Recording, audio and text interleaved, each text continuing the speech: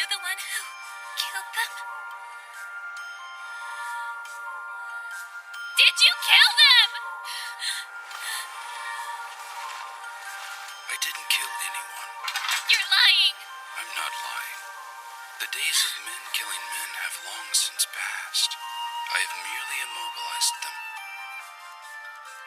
Killing them is the Gravekeeper's job.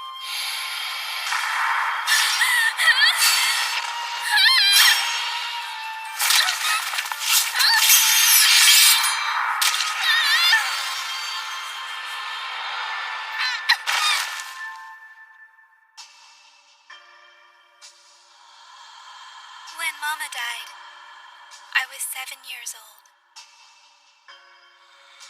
Once I became alone in the world, the villagers said something strange to me.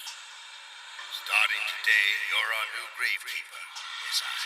Such a shame. Lady Alpha was a fine Gravekeeper. We're going to need a Gravekeeper. Only you can do it. You have the blood of a Gravekeeper in your veins. Only me? That's right, Miss I.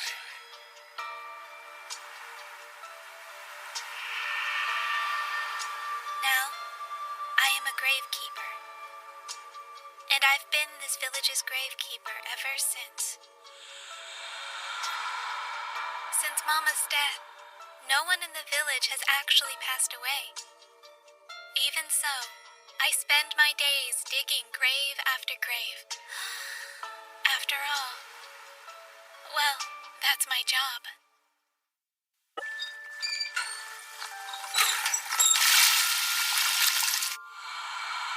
On Monday, God created the world. On Tuesday, God separated chaos and order. On Wednesday, God went into meticulous detail, creating the many wonders of this earth. On Thursday, God allowed time to flow. Well, everyone, see you tomorrow. On Friday, God looked over each and every corner of the world.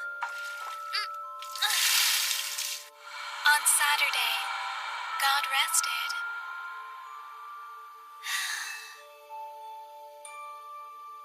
But on Sunday, God abandoned us. And the Lord said, "The other side has reached its limit. It won't be long before this world comes to an end. It appears as though I've failed." Ever since God uttered those words and abandoned our world, people have lost the ability to die. Even if a person's heart stops beating or they're brutally injured, the dead continue to wander without end. Ultimately, in order to save those people, it is said that God granted one last miracle by bequeathing the Gravekeepers unto us. Go on now, Miss I. Help Lady Alpha rest in peace for good. It's something that only you can do.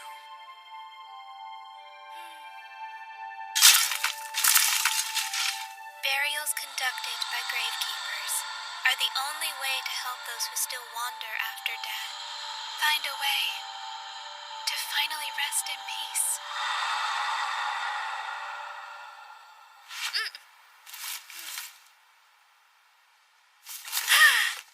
This is perfect! Okay, you are now clearly a dignified and respectable Gravekeeper. Well now, Huh? Miss I. Mr. Yudo. Act dignified. Dignified. Look, everyone. Miss I has returned. Now, villagers, I wish to greet you as your Gravekeeper. May you all lead wonderful You're not late lives. today. Are you hungry? I have some cookies. I'm not How about supposed some to. cold lemonade? Okay. What do you think you're doing? Haven't I told you not to go offering food to the Gravekeeper? Well, you see, we... And trying to stop him, I swear. Honestly. Well, let's head back home. Anna's waiting for us. Okay, Papa Yoki. Well, farewell, everyone. May you all lead wonderful lives.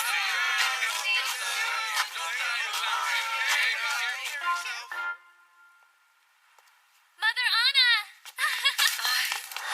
I'm home. I missed you.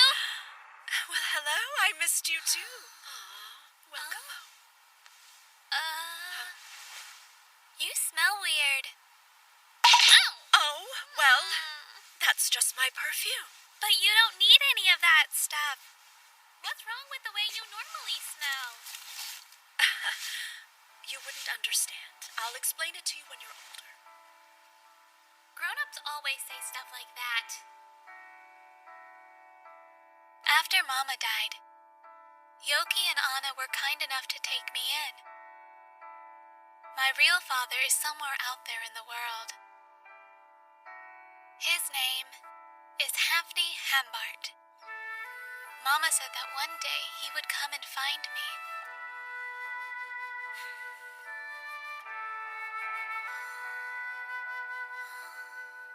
It breaks my heart.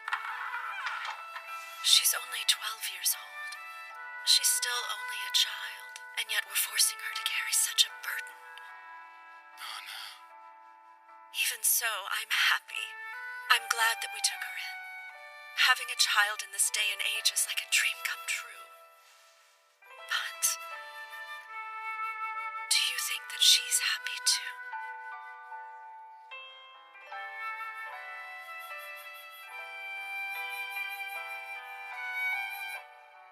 Why do they do that?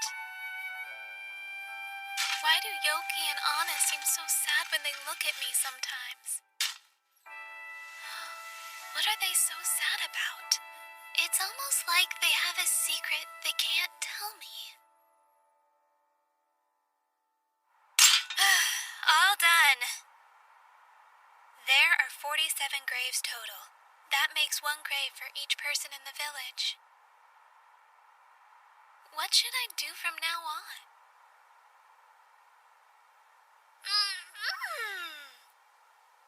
Maybe I can go down to town and see if anyone needs some help and stuff.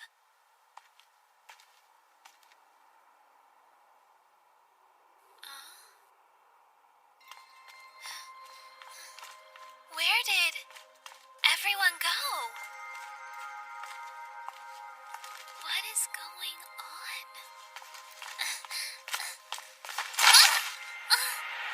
Oopsie.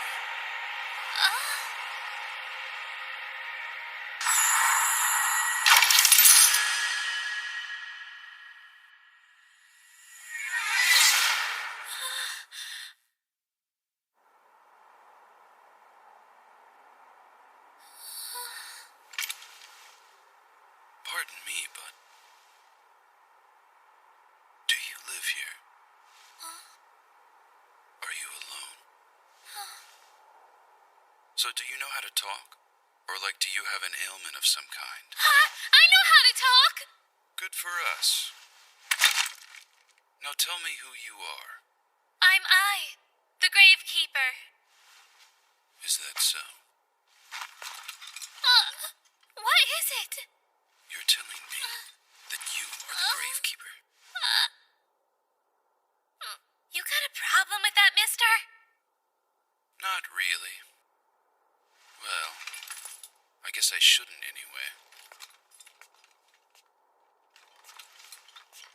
I wish to ask the gravekeeper a few things. Okay, go ahead. First question, search-based. Huh? I wish to inquire about a human known as Hana, or at least she calls herself that. Dead or alive doesn't matter. Let's see. I don't think I know her. Additional search. I wish to inquire about a woman with the following traits.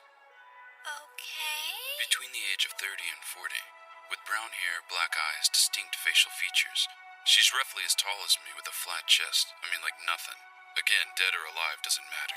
Well, I don't know.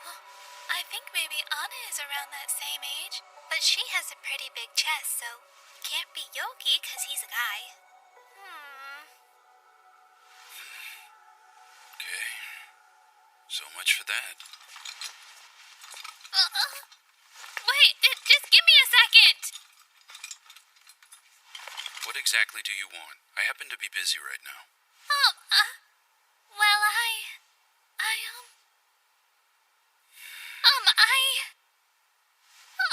I think you're really pretty. Huh?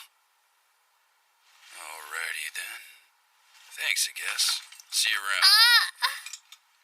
You got something else? Yes. Wait a second. What was it again? Oh, that's right. I don't think I got your name. My name? Good question. Let's see now. You can call me Hampney Hambart, the cannibal clone. Oh? You have the same name as my father. Huh? Now I get it. You're Mr. Hampney Hambart. You're really him. Whoa, wait a minute. You are talking crazy. No, that's not even the name of a real person. Huh? It has to be, because that's my father's name. So, you have parents, and you're saying your old man's Hampney Hambart. Yep. That's what my mama told me. She said that he would come and find me one day. So that means you're my papa. You're my papa, right? Hold up, little lady. Look at me, okay? You really think I'm your papa? I guess it does seem kind of strange. There you go. I mean, I always imagined my father as a tough guy in his late 30s or early 40s. Huh? And when he makes his first appearance, he has to show up guns blazing, unleashing a fierce battle cry. Now die!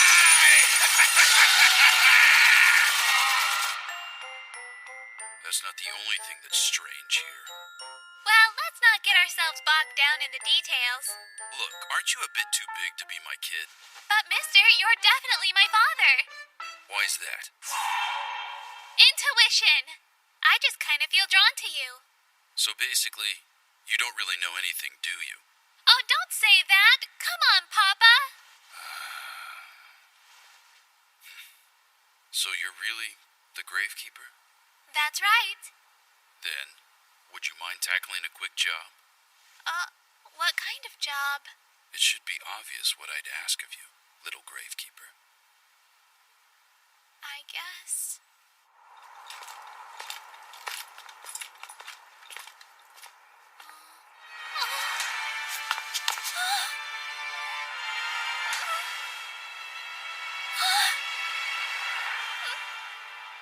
Everyone is dead. Yoki! Anna! No! This can't be real! Is that you, Miss I? Mr. Yuto? Miss I, are you okay? Mr. Yuto, your head is injured. Don't worry. It's nothing too serious. It doesn't even hurt. But listen, we've got big trouble in town. Wait, what happened again? Well, we've got big trouble. You've got to get out of here fast. You've got to go. Don't touch me. What's the matter, Miss I? I'm really scared, Mr. Yuto. Please stop looking at me like that. Please stop! Don't look at me like I'm some kind of monster. It's okay. Everything is going to be just fine. I don't think it is.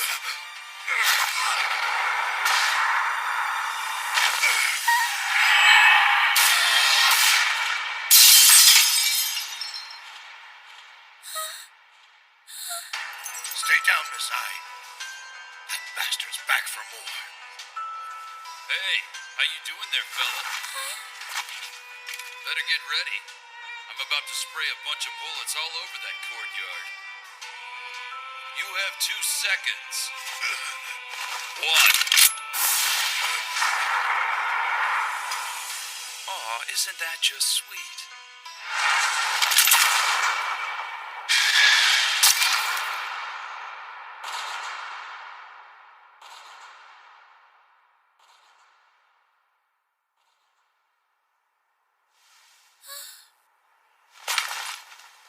Sorry, kid. Guess I didn't quite get him the first time.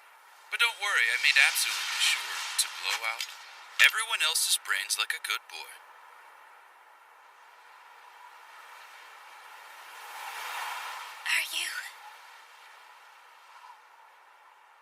Are you the one who killed them? Did you kill them? I didn't kill anyone.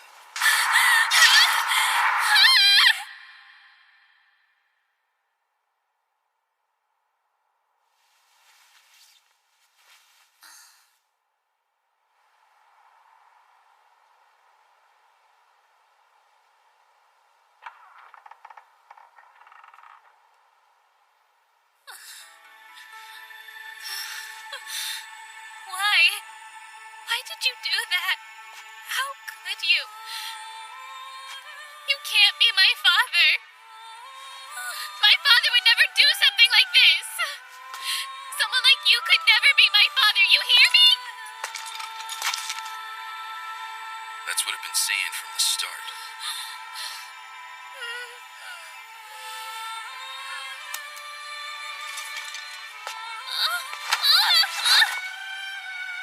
Come with me.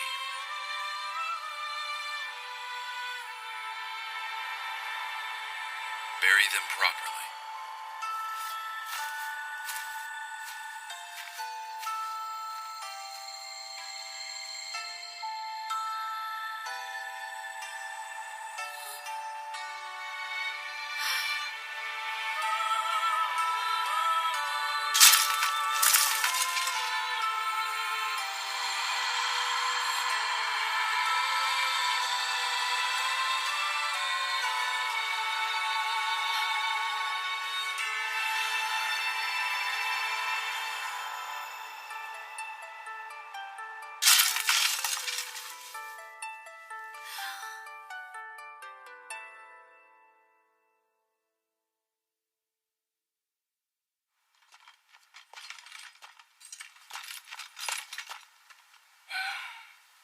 How far are you going to follow me? And what are you planning on doing with your life from now on? Well, I'm a gravekeeper, so I'll just... You are not a gravekeeper. At first, when I thought about all of the crap that so-called God pulled, it didn't seem strange that there'd be some oddball gravekeeper like you running around. But I was wrong. But my mama was... She was... Your mama is a joke, got it? Gravekeepers don't have parents. Huh? They pop up out of nowhere like flies. They don't have morals or emotions. And they don't have parents. But the villagers all told me that I was one. They told you that you were a damn gravekeeper. What other crap did they tell you? Did it ever occur to you that the people of your village were lying? No, they would never do something like that. My mother was the gravekeeper, Alpha, and my father's name is Hafni Hambar, and he's I coming told back you, for me. Hepney Hambard is a fake, made-up name taken from a bedtime story. It's the name of a little toy that just moves forever, even if it breaks. I just kind of borrowed that name from a fairy tale. And I'm thinking your mother did the same thing I did. She wouldn't. Still, I wonder what those villagers of yours were trying to accomplish. They went so far to convince a kid to think they're a gravekeeper. Plus, you're saying you have parents. What's going on? That is what you would call a true gravekeeper. Hello there. Nice to meet you. It is a pleasure. Excuse me, ma'am. You're really pretty. I am honored by your compliment. You may call me Scar. Your name's Miss Scar? Nice to meet you. I'm I. Easy there. Scar is simply a nickname for someone with a blemish. It's not a real name. Huh? So, Scar, what other names have you gone by? I've been called Murderer, Anything other than that, perhaps? the Reaper, and the Monster, and Scar, Maria, God of Death, Angel of Death, Scar again. That's enough. What is your original first name? I don't have one. And that doesn't kind of bother you? Not at all. See? This is a real gravekeeper. She's kind and caring and everything, but lacks any type of emotion. So I'll ask again. Are you a gravekeeper?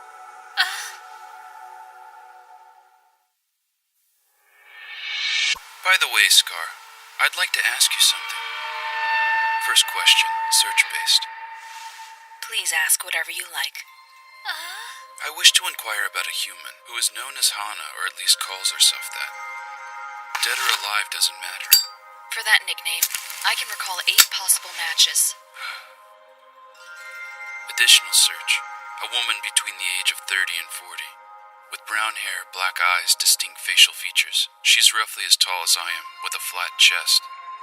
There are 0 matches for the person you've described. Yeah, another dead end. I have a favor to ask of you. There are 47 people buried over there.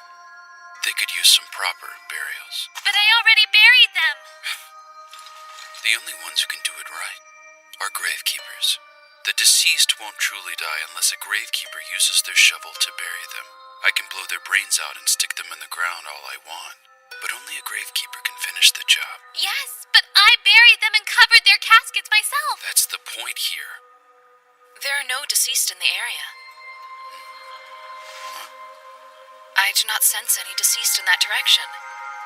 However, I can sense a number of people who have been properly buried. Impossible. There's no way. Oh, really? Did you hear that? That means I'm the real deal after all. I'm a true blue gravekeeper. That can't be right. That girl is a gravekeeper. Huh? Sorry for taking up your time. Not a problem.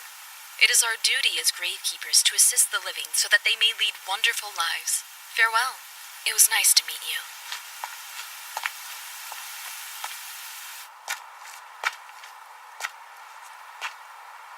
Well, what are you going to do from now on then?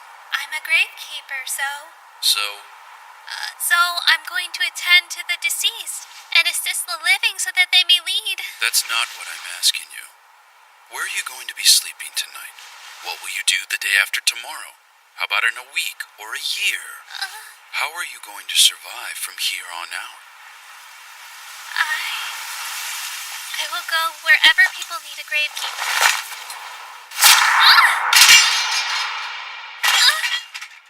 What? What are you doing? Get off! Forget everything.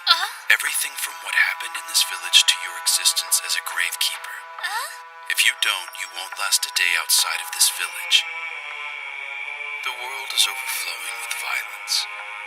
If you try to leave as you are now, you'll be beaten to death in an instant.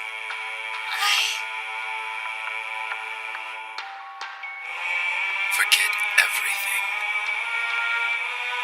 I don't want to. I can't. I can't forget it. I couldn't forget it. Grow up. I could never forget. Even though I'm a gravekeeper, I can't do that. I can't just forget. All right. I understand. In that case,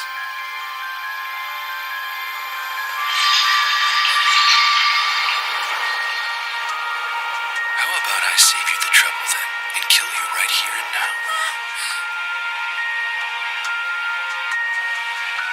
Violence, avarice, carnage, corruption, defeat, failure, infidelity, and decay. No matter where you go, you won't be able to escape those things. For as long as you live, you won't be able to hide. The odds that you'll be able to hold on to your sense of self are astronomically low. Before too long, your light will be tainted by the darkness of this world, and in the most nasty and horrible ways imaginable. That's the deal. So why don't I put you down while you're still blissfully ignorant? This is a joke. Right? I don't want to die. I don't want to die. I don't want to die. Nice try. But that really isn't going to cut it now, is it? Remember this. Just simply not wanting to die isn't going to be enough to keep you alive. The only thing that will keep you alive is wanting to live.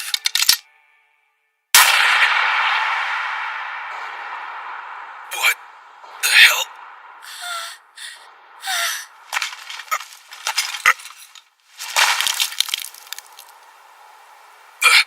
Not my shirt. Doesn't that hurt? Of course it hurts, moron. The upper part of my left lung is completely destroyed, and...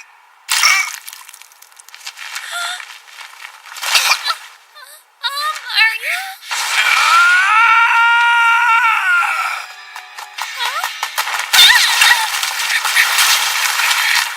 Are you okay? Huh? What's going Hold on? it. He isn't dead just yet. Yuri, Tiger Okoto, Dmitrovich, the Huntsman, and my friend. If it isn't Hamney Hampart, the monster who never ages or dies, and my enemy. Good morning, ye of the living. He can't age or die. Long time no see, Yuri. What's it been, 5, 10 years? It's been 6. 6 years since the day you killed my wife. I didn't kill her. She had already died a little earlier, remember? This man is Yuri. He's my best friend. You see, he tried to hide his belated wife from the gravekeepers by living with her and his daughter off in some dark mountain. So what if we did? We were fine. I have a strong hatred for the wandering deceased. From earth to earth, ashes to ashes, and dust to dust, the deceased should quietly accept their fate and return to the place from whence they came. We were happy. Don't you understand that? I simply can't bring myself to accept that type of false happiness. In that regard, you have my apologies. I am sorry. I don't want your apologies. I want you gone. Forever. Doesn't that seem a little strange? If we fought to the death, what would happen to you? Just a moment ago, you yourself proved that I am not exactly mortal. So I think the real reason you came was because you want me to kill you. You don't know what you're talking about. I came to get revenge. So tell me, Yuri, where is your daughter? Shouldn't she be turning 15 this year? Haven't you spent the last 6 years or so enjoying a relatively happy life with her? So why the sudden desire for revenge? She died, didn't she? Damn you! You go to hell! I see. So she passed away too. Did you give her a proper funeral? Shut up! Answer me. I made sure she was buried correctly. I'm glad to hear it. So, long story short, you've lost your will to live and have come to die by my hands. That about sum it up. Tell yourself whatever you want. I will have my revenge. Revenge. Revenge. Sweet, sweet revenge. It has a nice ring to it. But your motivation is a little shaky. What's that? You're just an old man who's tired of living. And you can't stand to end it yourself. So you want someone else to do the dirty work for you. You know nothing. You want to die honorably trying to avenge your wife. Don't you? That's enough. You shut your mouth right now. Wait, let me go! I don't have anything to do with this! What's all this now, Yuri? Have you finally gone and lost it? Okay, fine. I'll give you the death you so desire. But I must warn you, I have a bit of a mean streak.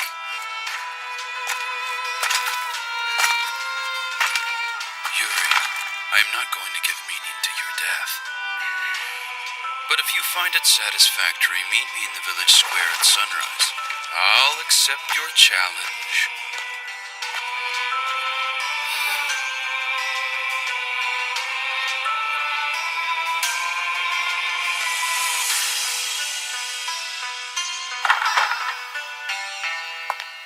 Listen here, You can't go through life in the dark. This is a warning.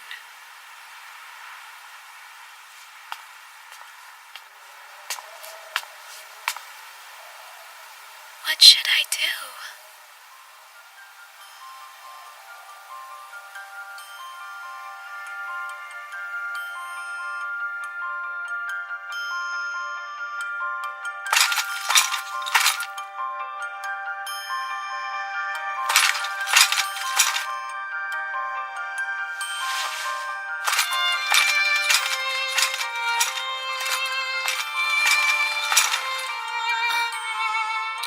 Well, you again. What about your duel with your friend? Are you kidding? I'm blowing that crap off. Like I'd actually fight Yuri to the death. Oh, all right then. Hey, have you decided to quit being a gravekeeper yet? That's none of your business.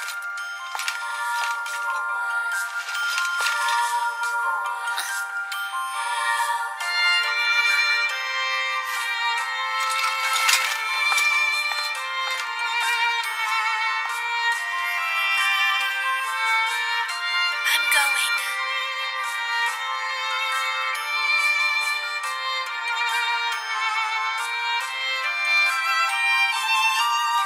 I'm going to leave the village. I'm going in search of people who need me.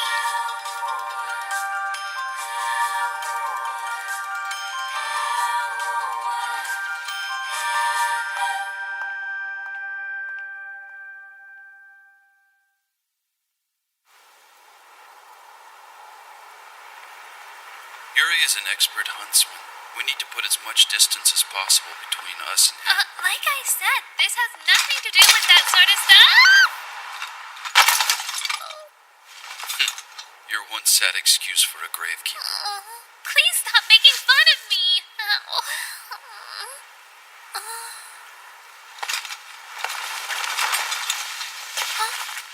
Come on, Huh? let's get your ass out of here. Huh? Let's go or Yuri will catch us. Yes, but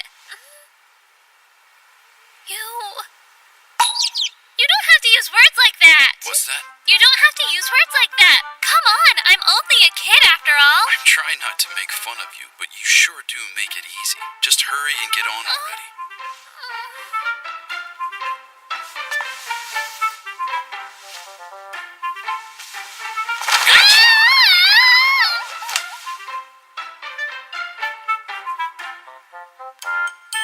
Aren't I heavy?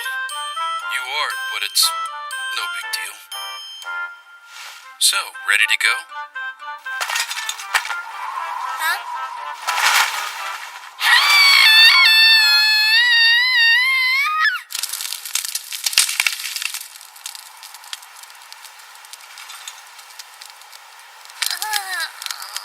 I don't think that's how piggyback rides are supposed to be. What are you talking about? When I was a kid, I used to love when my dad carried me like that on his back. That's one messed up memory of a piggyback ride. First he tried to kill me, then he saved me? If he doesn't want Mr. Yuri to catch up, he should leave me behind.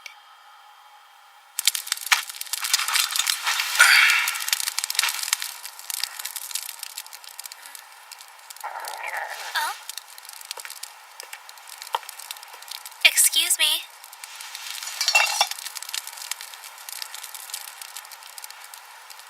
Thanks, but I'll pass. Huh? I'm a monster that can't age or die. I don't need those.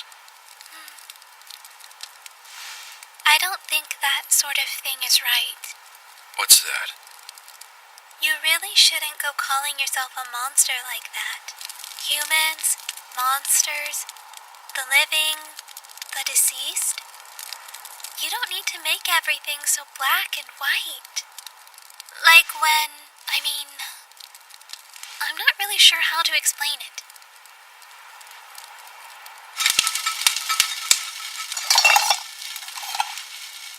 Huh?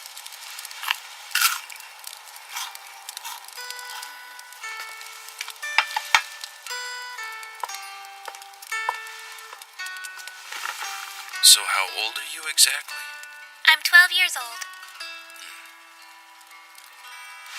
Okay, I get it. Yeah, you get what? You know, I didn't notice at first. It wasn't until that gravekeeper made it clear that I realized. When people lost their ability to die 15 years ago, they also lost their ability to have children. So there can't possibly be any humans around that are the same age as you. In other words, I'm a gravekeeper? No, it's hard to believe, but I bet your parents were probably a gravekeeper and a regular person who got together and, normal gravekeepers don't just up and have children. Oh man, your mother must have been one crazy gravekeeper. Hey! My mama was not crazy, you got that? Calm down. There's nothing wrong with being a little crazy. Especially not in a world like this. So, how old are you then? I'm the same age as Yuri, so 32, 33. Well, somewhere around there anyway. You called him your best friend, didn't you? Yeah, has been since we were kids. We were always in the same classes at school. Do you know what a school is? Of course I know what school is. Oh yeah?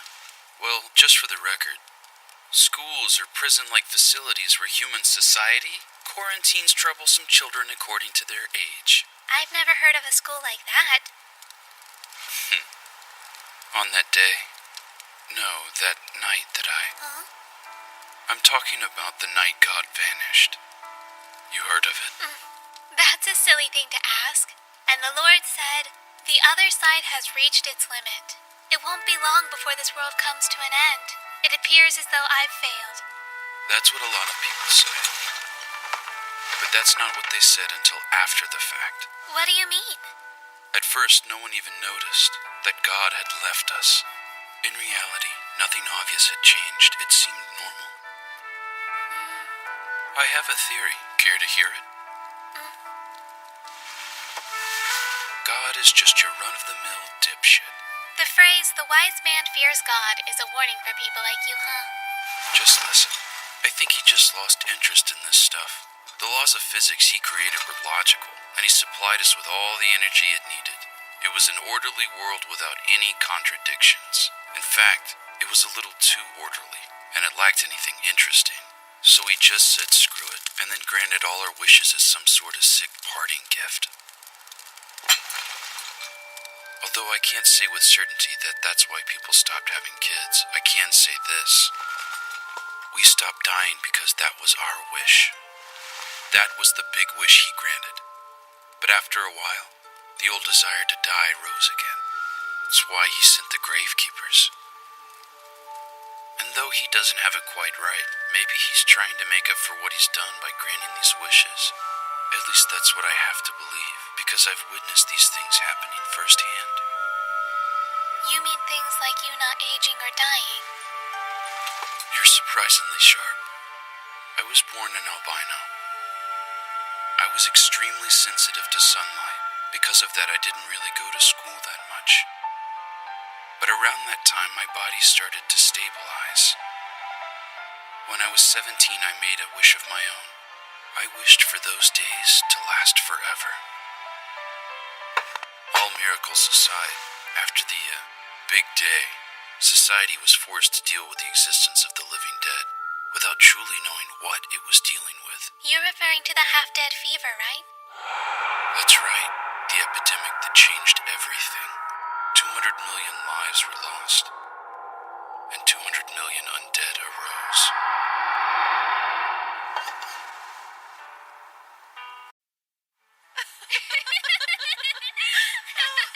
Look out there, This is my village.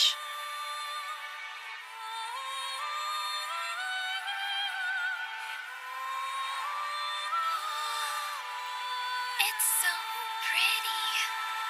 It really is, isn't it? And don't you think it looks just like heaven? Heaven? Yes, it's a land in the sky that welcomes the deceased. It's a dreamland overflowing with peace and happiness. And I want to make this village into our own little piece of paradise. Because in this hellish world of ours, we need a place to serve as a beacon of hope. Then I'll help too. Thank you, But just because this is Mama's dream doesn't mean it has to be yours. You have to find your own calling in life. That's what makes living so fun.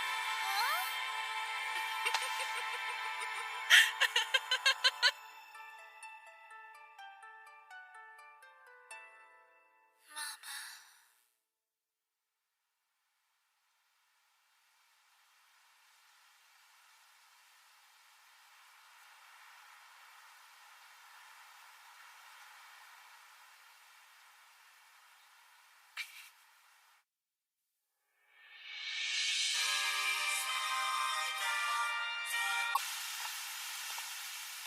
Would you mind telling me where we're going? You're following me and you don't even know that? You're the one who dragged me with you. It's not a question of where we're going. Huh? We're just traveling in search of Hana. She was strangely aloof from the world and so full of emotion. Whether she laughed, cried, or got angry, she was always sincere. Plus, she was a pig. We spent about half a year together. But then she suddenly vanished. Did she abandon you? Maybe so. This was over 10 years ago, back when the world was at its most chaotic.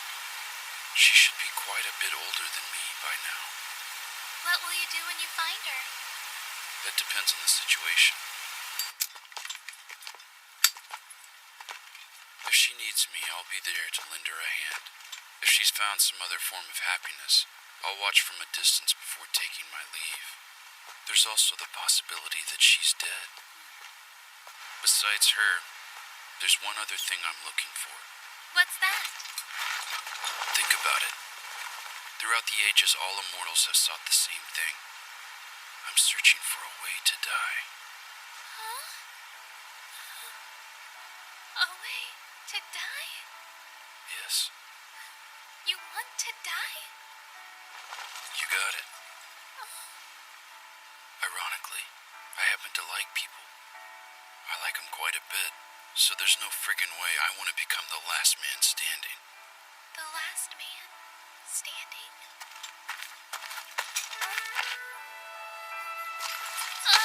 Wrap your mind around that for a second. Being the last person left. Just imagine it. Imagine what it would be like to be all alone out here. The very last person. No one else. A desolate world without anyone. Anyone at all. I'd be alone forever. For all eternity. Never-ending isolation. A prison of inescapable solitude.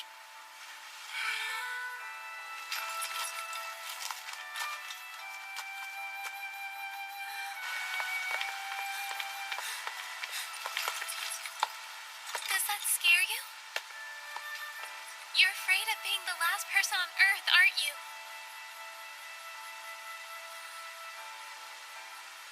That's why you'd rather be a monster, isn't it?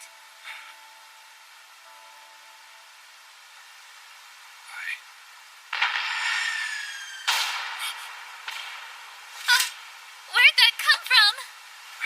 I screwed up.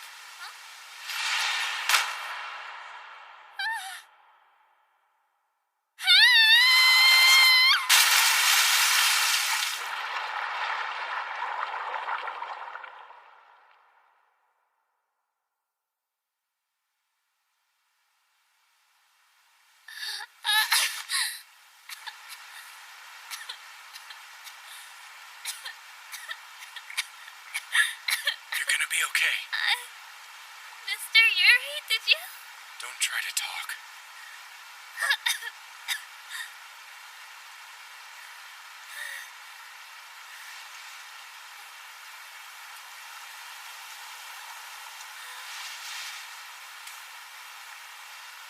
How did I get here?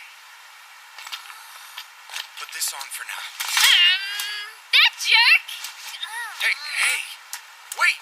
Where are you going? I'm gonna teach that jerk a lesson! That jerk is the one who saved you. Huh? Yeah, but... After he kicked you off that bridge, it turned into a war zone. How did that happen? That was Hantley's doing. What? He goes for a suicide attack if he finds he has a disadvantage during battle. He makes sure they go down with him.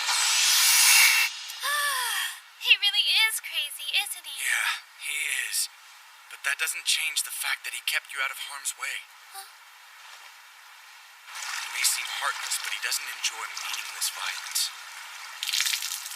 And no matter how irrational his actions may appear, he always applies his own sense of logic to everything he does. I don't know if I can truly believe that. Well, he wasn't always like this. At least not until he was forced to bear the cross of immortality. He was almost a completely different person. Back when he was with the woman he loved.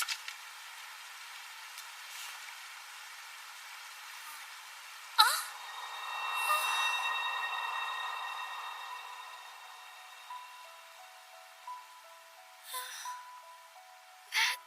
That's Mama! Your father is named Hampney Hambart. Someday he'll come and find you. He really is my father after all. Where is he now? They took him. Huh? Judging from the aftermath, there's no mistake. Looks like about 7 attackers.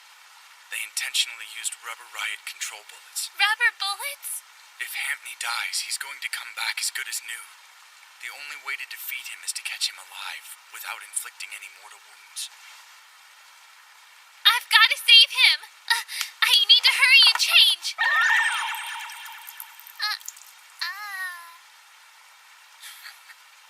Don't worry, he'll manage on his own. We are talking about an immortal monster here. He isn't a monster. Maybe a terrible person, but he's really just surprisingly lonely and cynical. That's why, if we don't save him, he's just going to get worse and worse. Right now, he seriously sees himself as nothing more than a monster. But he's not. He's a person, remember that.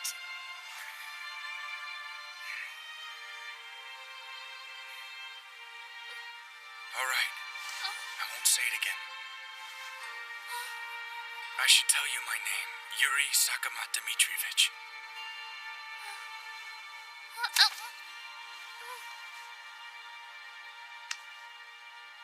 I'm I. Well, let's go. I guess this means you're coming with me? Despite everything that's happened, he did still call me his friend.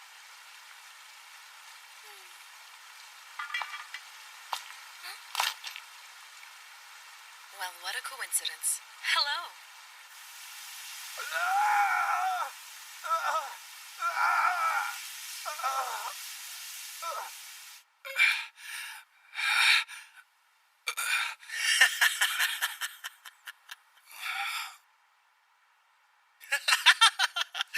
Good morning, Hampney Hambart.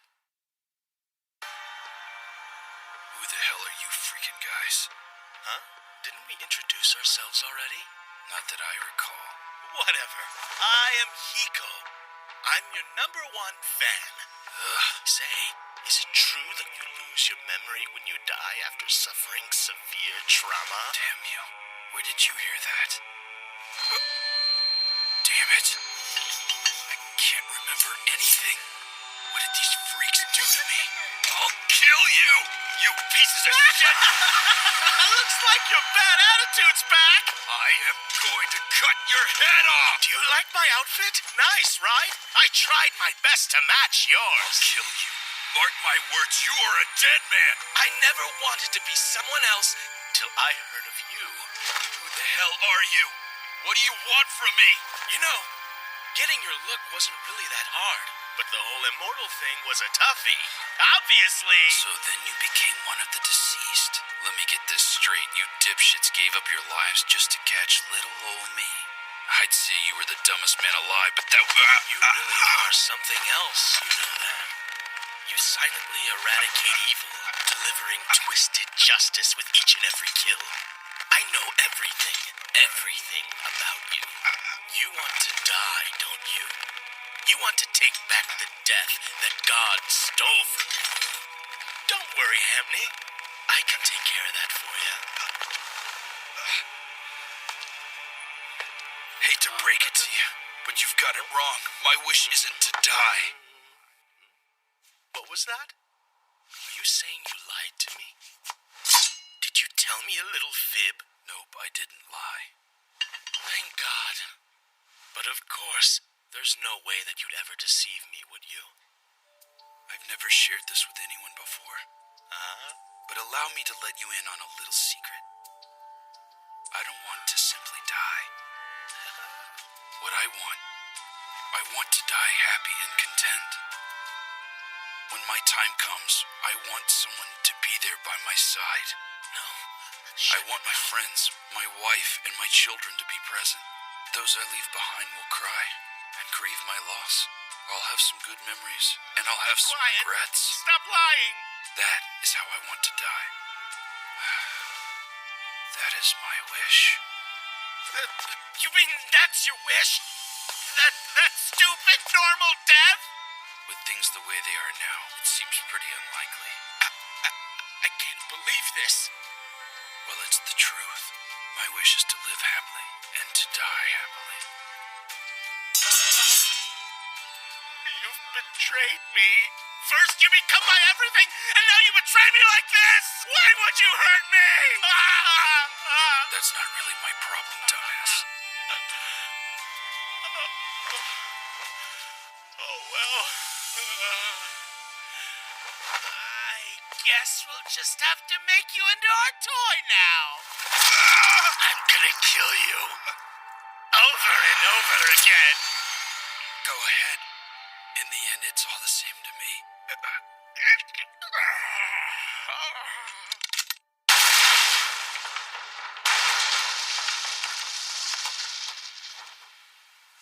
It is a pleasure to meet you.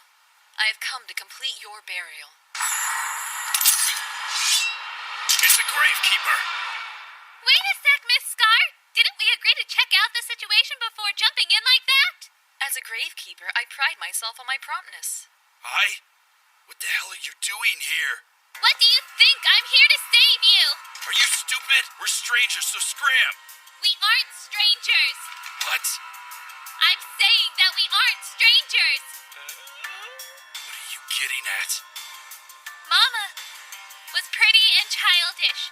Her moods changed at the drop of a hat. Whether she laughed, cried, or got angry, she was always sincere. Plus, she was a pig. She was horrible at whistling and cooking, but great at cleaning. She had a funny way of talking. She hated cigarettes and perfume, but she had a soft spot for all sweets. And above all, she loved you more than anything.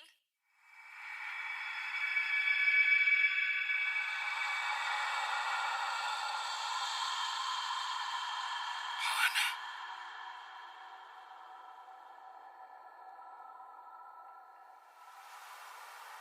My name is I. I'm the daughter of the human, Hampney Humbard, and the gravekeeper Alpha, also known as Hana. You're my... What's this? You're part gravekeeper, part human, and you're Hampney's daughter? What a winning combination! Shut your mouth. Papa, Mr. Yuri, and Miss Scar, it all makes sense now. A land in the sky that welcomes the deceased. The villagers didn't want to give up their heaven. That's why they pretended to be alive and despite my age, made me what I am. I am truly sorry. Everyone was dead for a long time. I just couldn't see the truth even though it was right in front of me. It's not my place to say this, but don't hate them, I. How could I? They all didn't have any other choice. Oh, so sorry to break up your touching little moment. But I'm gonna have to blow a hole in that pretty little head of yours. No!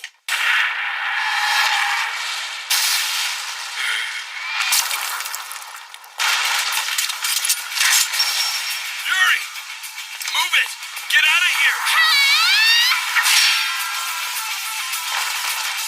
What are you doing? Run for it! I'm not running. I won't leave until you're free. You're mine, little girl. That's enough of that.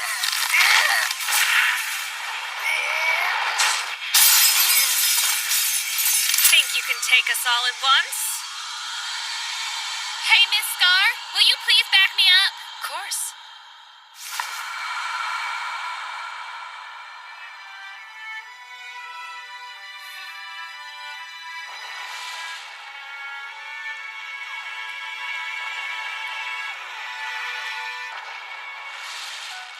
I never thought I'd run into my daughter while searching for the woman I love.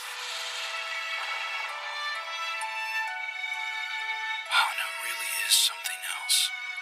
She left without telling me, had a kid without telling me, and then died without telling me.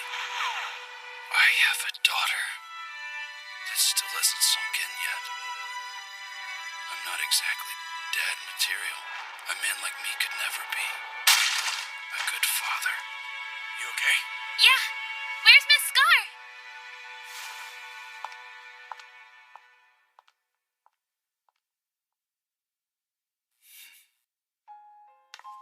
Papa! Calm down. I can't die, remember? But still. Jeez. Who knew kids could be such a handful? Yes? I haven't told you my real name, have I? This is something I never even shared with your mother. My name is Kizuna Aston. So that would make you Aston. I'm Aston. That's right. Nice name, huh?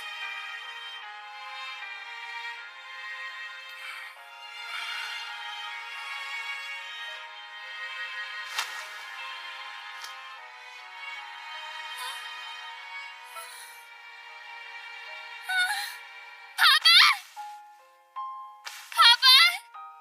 Papa! Papa! I still had so much I wanted to tell her. But I can't. I'm too tired. I don't want to die.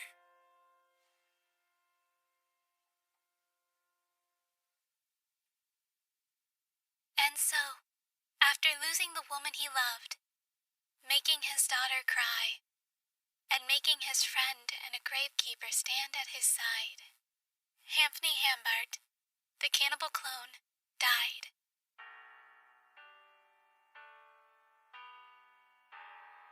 He had some good memories and some regrets.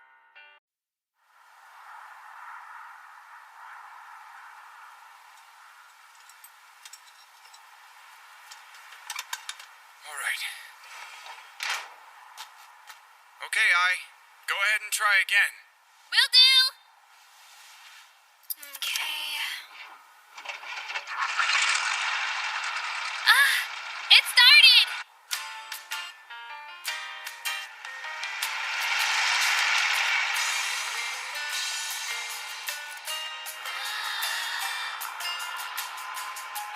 I can't believe it!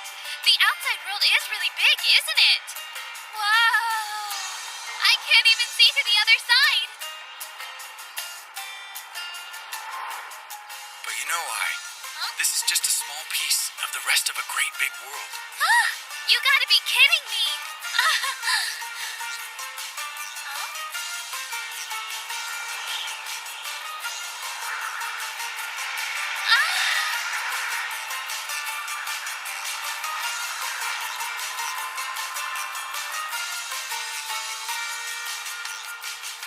Bye-bye, birdie. Let's go.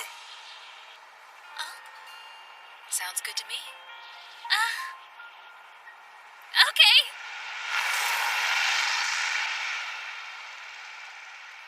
Hey, what should we do about the young man in the back seat?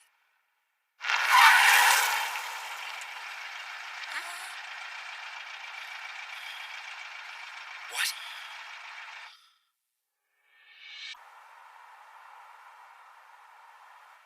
What on earth is he doing here?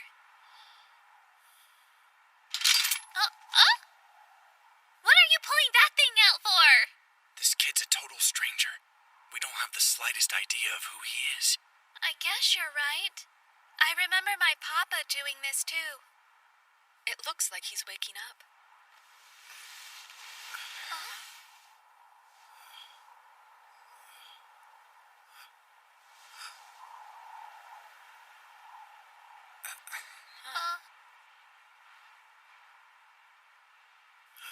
Good morning. Good morning to you, too. Good morning. Good morning to you.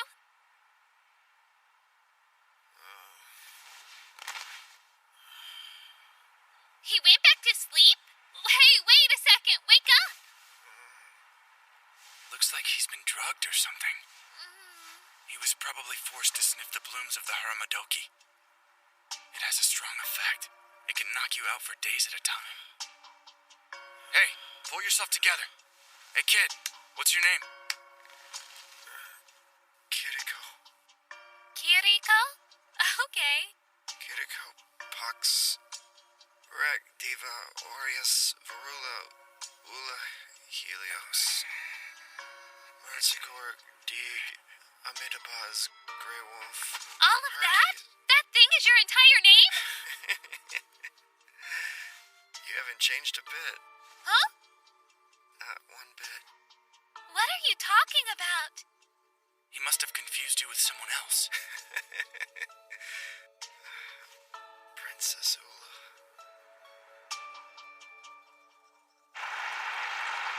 Let's go over this while he's still out. Listen, I need you to do something. Hide that you're a gravekeeper. Well, I'm half human, half gravekeeper to be exact. That's just gonna make things even worse. A majority of the dead who are now wandering the earth have no desire to move on whatsoever.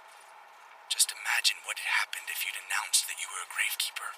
They'd kill you in the blink of an eye. But why? Gravekeepers bring peace to the... That's just the way it is. The way it has been ever since that day 15 years ago. Do you understand? Do you understand? Yeah, I understand. But I don't have to like it. That's all I can really ask of you. But Mr. Yuri, if it's necessary, I have to fulfill my job, you know. He's waking up again. Huh?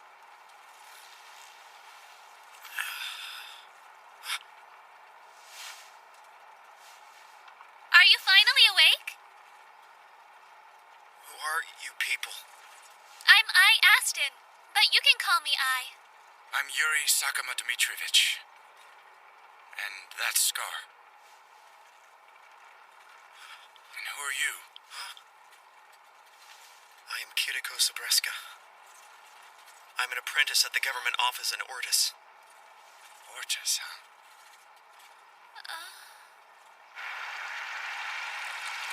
You were grabbed by bandits? So, you made a run for it as soon as you could? Yes. Here I thought I was being overly cautious. It kinda seems like no matter where you go these days, crime is on the rise. Where are you guys headed anyway? We're on an important mission. We're traveling to save the world that God has abandoned. You're trying to save the world? Yep, I decided 3 days ago.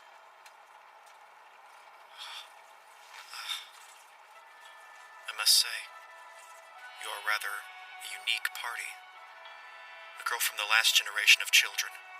A man who does not appear to be her father.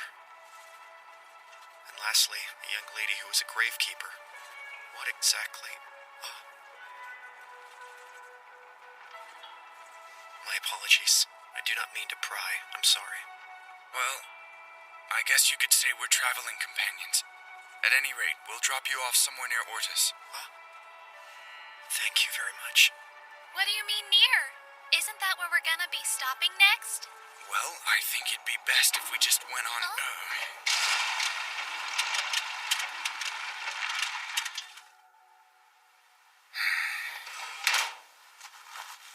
This isn't going to get us much further. It's gonna need some actual repair work done. Sorry to ask, but is there someone in Ortis you could get to help us out? I will do my best to accommodate your needs. I appreciate it. So we get to go to Ortis after all? Yes, but we won't be going into the city itself. What? But why not? You'll find out soon enough.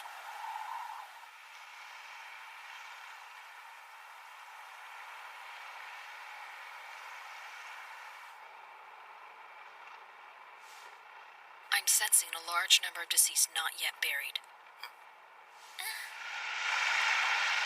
They're directly ahead. At the very least, there are 1 million. 1 million? Wait, did you say 1 million?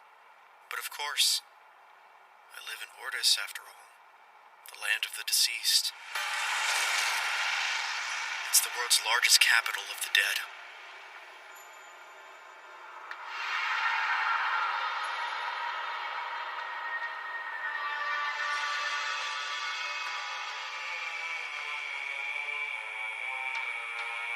Land of the deceased?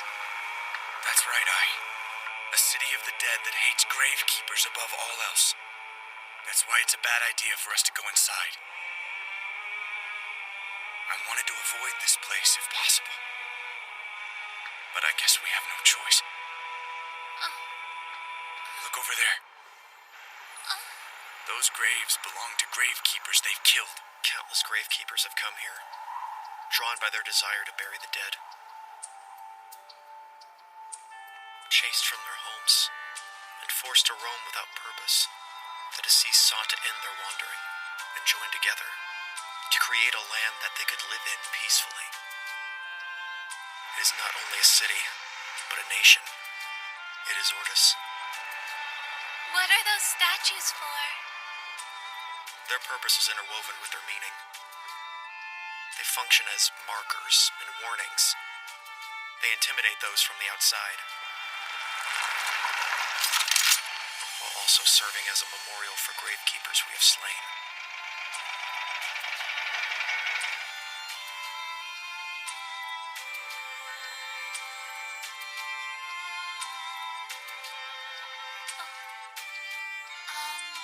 Is that the princess you mentioned, Kiriko? That is Koro Shiohake, the guardian goddess of Ortis. She possesses the ability to bring death to any living thing. Koro Shiohake. Ortis was created by those seeking shelter from oppression.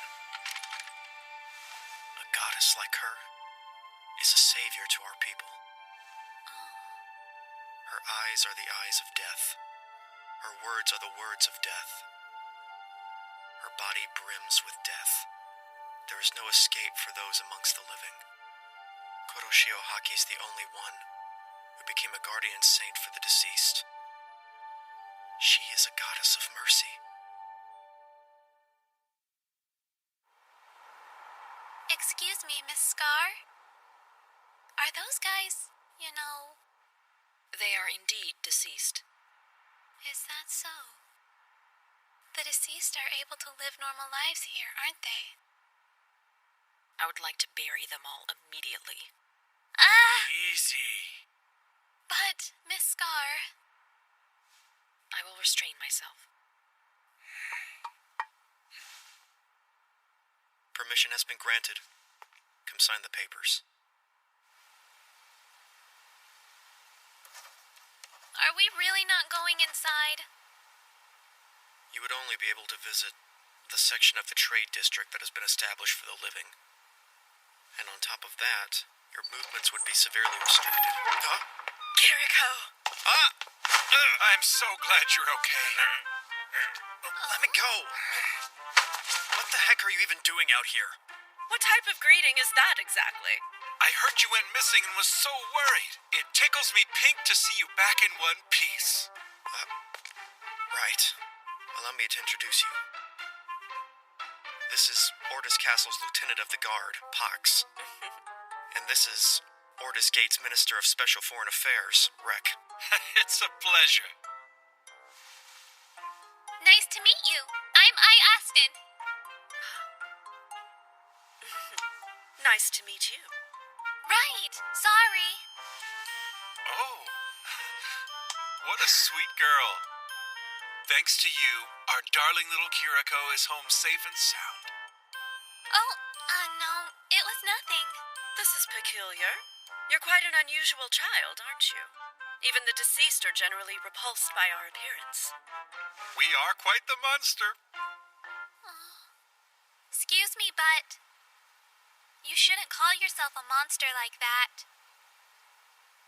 I had to tell my father the same thing. But no matter how your heart or body changes, you're still a person. Oh no, this girl is just too cute to handle. Aren't you just the sweetest little thing? I want to eat you up! Whoa, hey, cool it, Pox. As a thank you for saving Kiriko, I'll give you absolutely anything you want. Huh? Really? Then, can I go inside the city?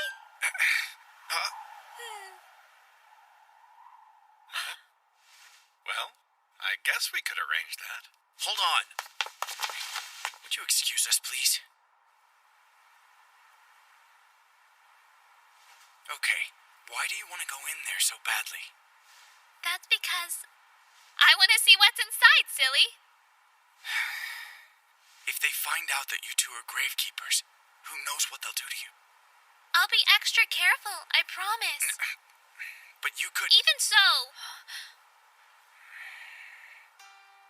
even though it's dangerous, I still want to see it for myself. This is a place where the deceased can live like normal people. That was my mother's dream. It's just like what she tried to do with our village.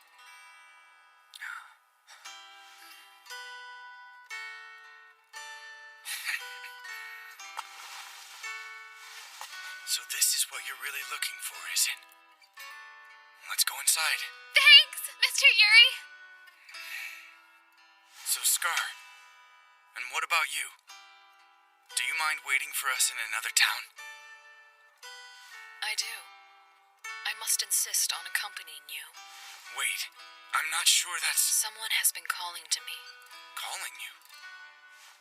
I hear a voice calling out to me. I do. I must insist on accompanying you.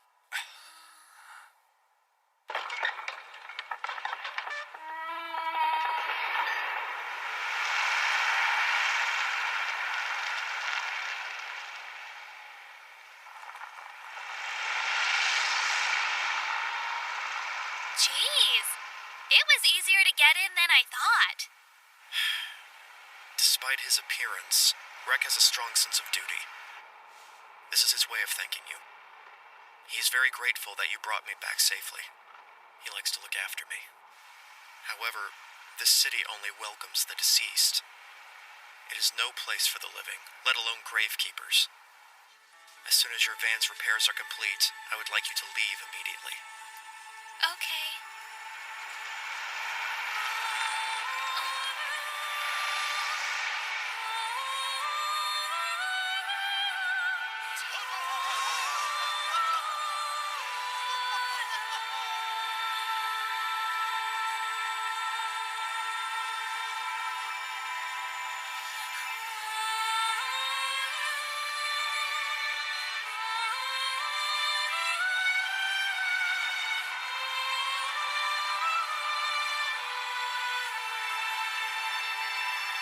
It's so pretty. And don't you think it looks just like heaven? Heaven? And I want to make this village into our own little piece of paradise. Because in this hellish world of ours, we need a place to serve as a beacon of hope.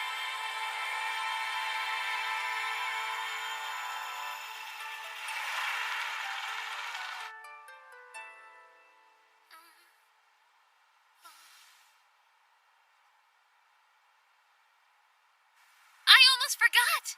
We're in Ordis. Ah!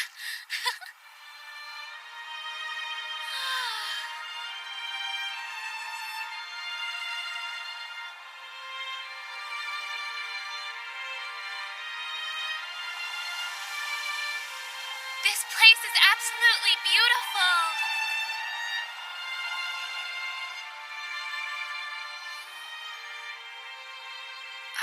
Oh? Ah, you're finally awake, Miss Scar. Good morning.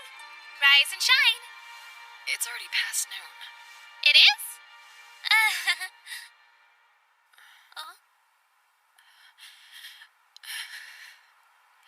What's wrong? What indeed? I feel strange. I've never really experienced an illness before. My chest feels tight. I have a headache, as well as some slight nausea. Oh.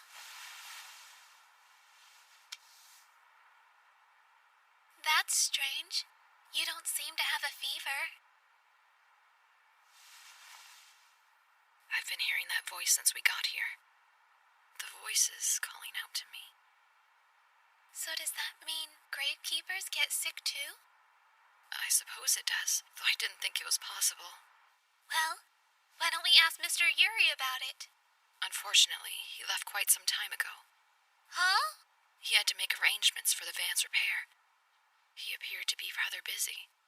In that case, I guess it's up to me to look after you, huh, Miss Scar? That isn't necessary. Oh, come on, there's no need to get all shy about it. Sorry, but you're too noisy. I'm afraid you'll just be a nuisance. Also, Mr. Yuri asked me to tell you something.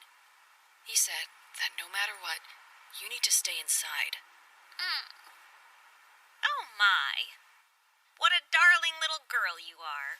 Oh, Kiriko told me all about you. pleased to meet you. My name's Aston. Aren't you the sweetest? I'm the caretaker, Kara. Excuse me, but where is Kiriko?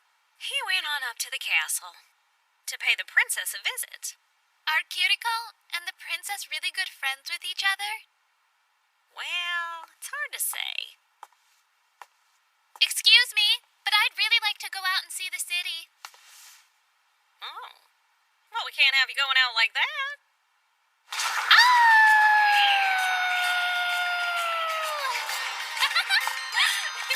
Go and have a look at Mask Avenue.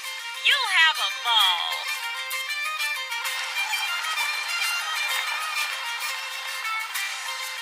I've got Mask over here.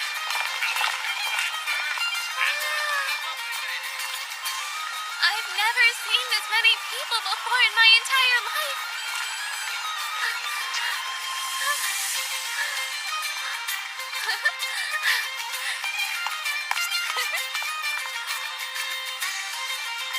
Great news, folks. We've got a brand new performance to share. Step right up and see the new wonder at the Silver Ring Theater. It's entitled Koroshio Hake, the Princess of the Deceased. This dramatic tale of the princess's tragic life will have you on the edge of your seat. You don't want to miss it. Koroshio Hake and the Princess of the Deceased.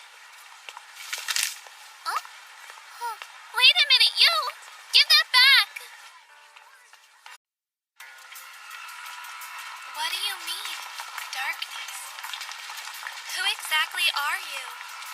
I'm the one who made that fox mask. Huh? You mean this? What do you think you're doing? They'll find out what you are. Huh? If you're smart, you'll hide out in the inn like a good little girl, and then you'll get out of here as soon as you can.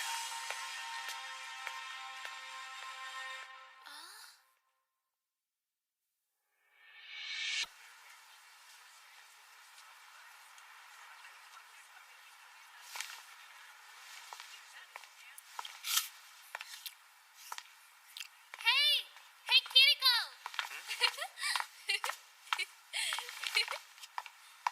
Wait, is that you under there, Ai? It sure is. What are you doing here? I wanted to take a look around the city. I also spoke with a mysterious guy in a lion's mask. Huh?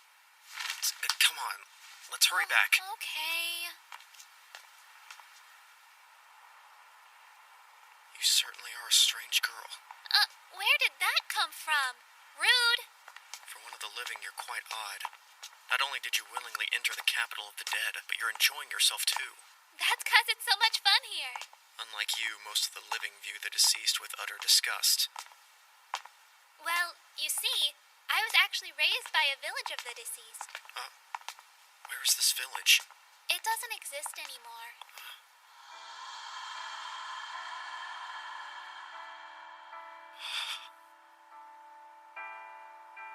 Kiriko, I'm a gravekeeper. What? Actually, I'm really half gravekeeper, half human. And I'm only 12 years old. Wait a second. Are you serious? I am serious. Okay, so why are you telling me all of this? You seem very kind. Huh? Princess Ula. You know, Kiriko, the deceased here in Ortis are totally different from the people in my village back home. How so? Let's see, how do I put it? They seem more vibrant somehow, like they're really having fun. It took years of hard work to get where we are now. We established our own government system and our own methods for body preservation. Things probably would have turned out different if my village had managed to do all of those things. Can I ask you a question? Huh? Why is it that you're the only living person in an entire city of the deceased? Why is that? I am one of the deceased. Huh?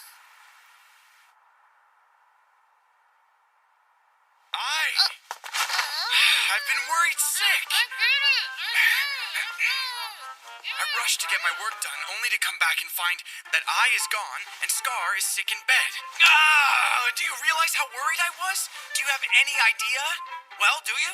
Is anybody even listening to me? You still don't feel well, Miss Scar? If I knew, I would have hurried back here sooner. That's all right. After all, you would have only been a bother. I think I get your point by now. Glad to hear it. If you'd like, I can probably have a doctor I know examine her. Don't worry. This doctor doesn't discriminate against anyone, regardless of whether they're living, deceased, or a gravekeeper. And most importantly, she can be trusted to keep your secret.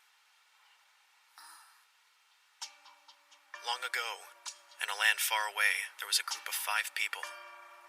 Although their genders, ages, and even their backgrounds varied, they still greatly enjoyed being together. They were looking forward to the day when one would eventually marry another, and then start to have children. But they never had any children. That's because of God abandoning the world, right? They very desperately wanted a child, so they visited with a witch who would grant their wish. A witch? The witch told them, if you truly wanted a child with all your hearts like you say you do, then God would have already granted that wish. God didn't grant it? No. The witch then told them, I can make your wish come true. I can give you what it is you want. But only in a horribly twisted fashion.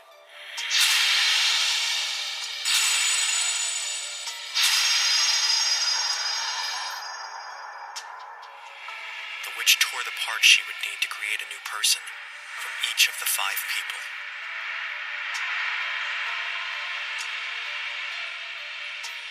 And from their parts, the 6th person was born. I am that 6th person. Then that means Miss Pox and Mr. Wreck are like that too. Yes, they are 2 of the 5. There is also Diva, Orias, and Varula. Together the 6 of them are called Lapstar, the lacking pentagram star. Lapstar, huh? Perhaps it is due to the fact that she used nothing but living parts, but as you can see, I appear alive despite being deceased. But wait, if that's the case, then doesn't that really mean you're alive after all? No, it doesn't. Oh. I was created 13 years ago. At that time, I was roughly 14 years old. Following that logic, I should be in my late 20s by now. See? Since my creation, I have only aged a year or two at most.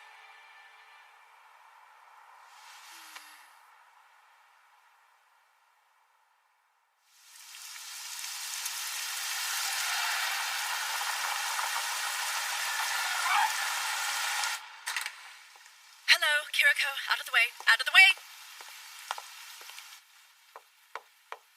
Coming! Oh? Well, hello, I. Thanks again for yesterday. Miss Pox, are you the doctor? That can't be right, can it?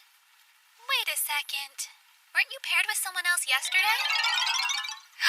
You must be I. Oh, you're adorable. Let me take a look at you. Just want to pinch these cheeks. Would you please let go of me? Seriously, Diva, at least introduce yourself first. Oh, sorry about that, I beg your pardon. Nice to meet you. I'm the top doctor of Ortis, the one and only Diva. Nice to meet you too. Now then, what sort of nasty illness do you need me to wipe out? Your patient is right over here. Hi! Thank you so much for seeing me. Of course. As you can imagine, this is my first time treating a gravekeeper. Excuse me, Miss Diva, but you're only a doctor for the deceased, right? Oh, not at all. I take on all sorts of patients. I treat everyone regardless of whether they're living, dead, or a gravekeeper. Really? But wait, does that mean deceased people have to get regular checkups just like living people do? That's absolutely right. Just think, if nothing is done to preserve them, not only will their bodies begin to decay, but their minds will start to go as well.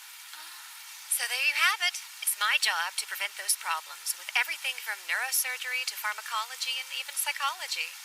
I think I get it now. Ortis really is something special, isn't it?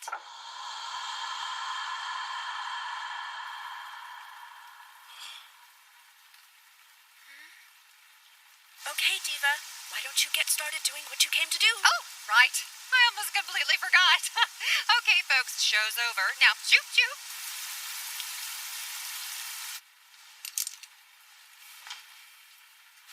This really doesn't sit well with me. But in this case, only one diagnosis comes to mind. Phantom pregnancy. Huh? What the heck's that mean?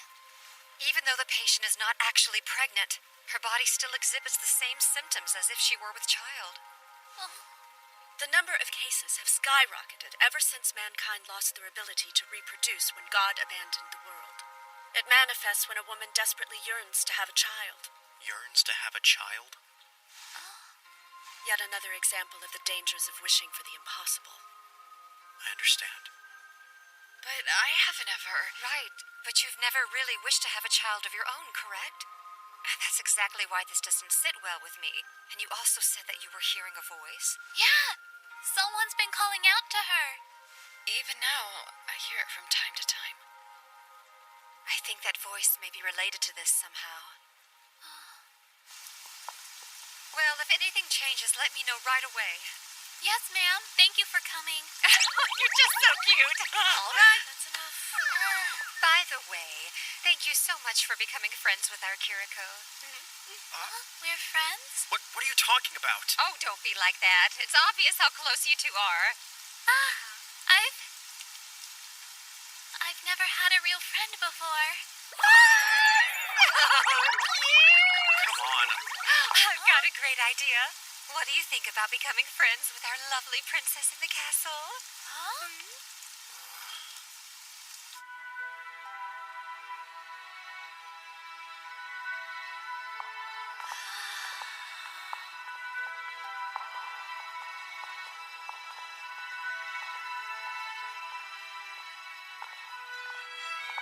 Make sure to be on your best behavior, okay?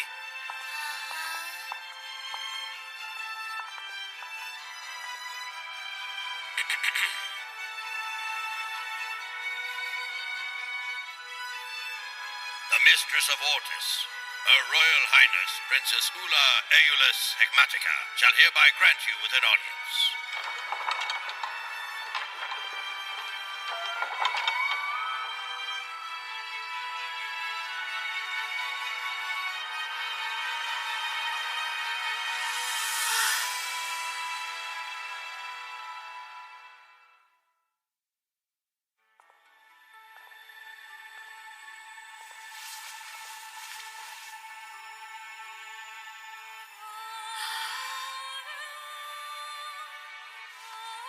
Highness. The one who Nice stands to meet beside you. me is... I'm Aston. What? Show some respect! How dare you speak to the princess in such a manner? Huh?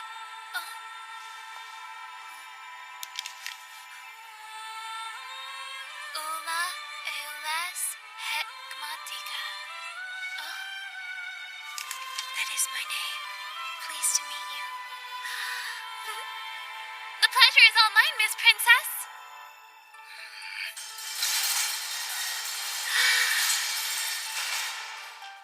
Oh! Oh! Where do you hail from? Huh? I was speaking to you on behalf of Her Highness. Well, I came from a small village that's just beyond the mountains to the east. Were you raised in that village? Yeah. Why are you traveling? Well, my village isn't there anymore, so... Yes, I'd forgotten. I won't push any further.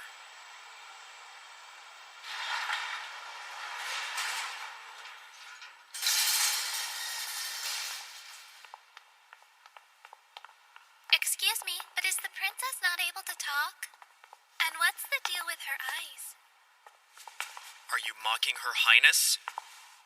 Unbelievable. How does a lowly commoner believe themselves worthy of being looked upon or spoken to by Her Highness? Furthermore, your manners are deplorable. Not only that, your entire lifestyle is reckless beyond belief. Kiriko can be somewhat Understand that strict. your village may have spoiled you, but you should practice I'm some always self-discipline. telling him that I would like to be called Ula, but he only does that when we're alone. I see, so he's actually really bashful, isn't he?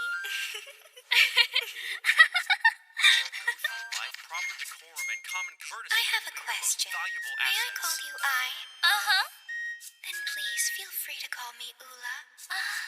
And Okay, anyway, Ula. What did you just call her? Huh? But Your Highness! You sure talk a lot, don't you, Kiriko?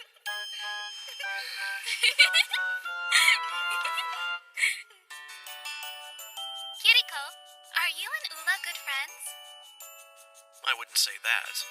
I serve as Her Highness's classmate and instructor. You can be both at the same time? Well, in a way. You see, I can temporarily link my mind with Pox and the others, and access the full extent of their knowledge. You do what? You teach with someone else's brain? That's cheating. Right. It's not fair. Come to think of it, when I first met Kiriko, he thought I was you, Ula. He even called me princess one time. It was really kind of sweet. How could he confuse us? 'Cause he was still half asleep. And when he said it, he gave the cutest little smile you've ever seen. It was so adorable. Stop! Stop right there! What are you even talking about?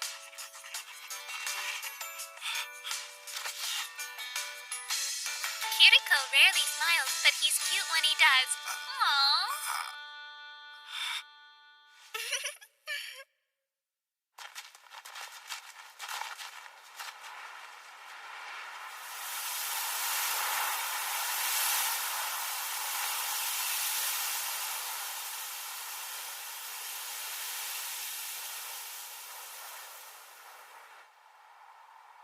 I see. So you're friends. Yep, I can't believe I managed to make 2 whole friends in just one day. I know you're excited, but the van's repairs should be finished soon. So then that means when it's fixed, we're gonna have to leave, and I'm gonna have to say bye to everyone. You can still write to them. It'll be just like how I talk to Ula now.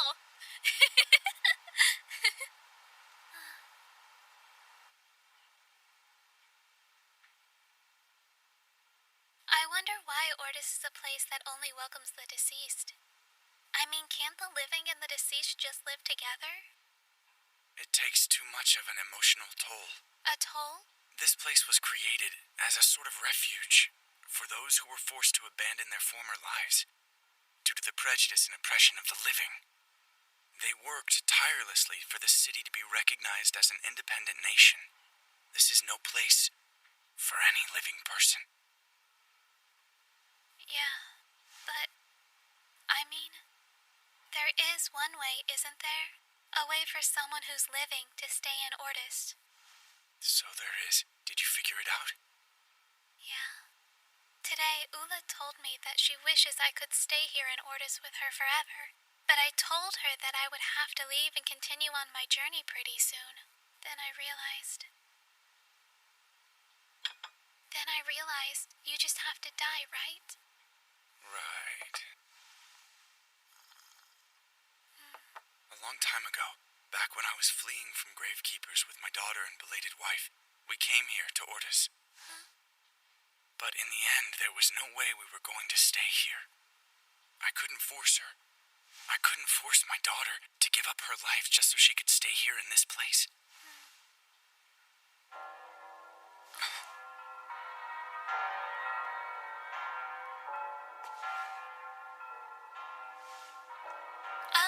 What's going on out there? Oh, it's only me. I came to inform you that the city is under martial law. What? Martial law? As of now, all of Ordis's gates have been hereby closed. The trade district in the south gate has been blocked, and all foreign visitors are under house arrest until further notice. What? Why is that? It's for the admission of the living ceremony, right? Correct. A group of 105 living who have lost the means to support themselves have decided to enter Ordis permanently. Tonight, we will grant them peaceful transition. That is all. So does that mean you're going to kill them? That's right.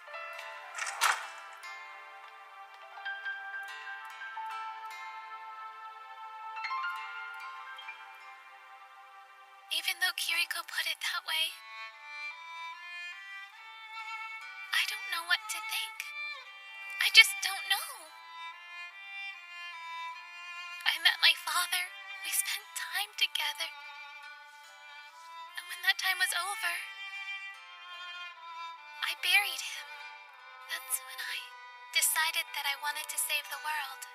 I wanted to give the deceased the chance to get the eternal rest they wanted. At least I thought that was what they wanted. But the deceased here are already perfectly happy with where they are. There's nothing I could do as a gravekeeper to help them. They don't want to truly die. But is this really right? Is it right to take the lives of hundreds of people? That is a choice that they must make for themselves.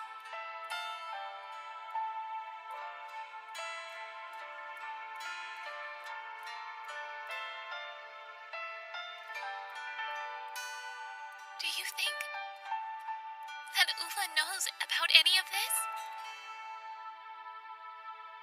I'm sure she doesn't. There's no way she does. And what makes you so sure of that? Because Ula is still alive herself. That can't be right. The City of the Dead's princess is alive? I have to tell her. I have to let Ula know. Hey, wait! Damn.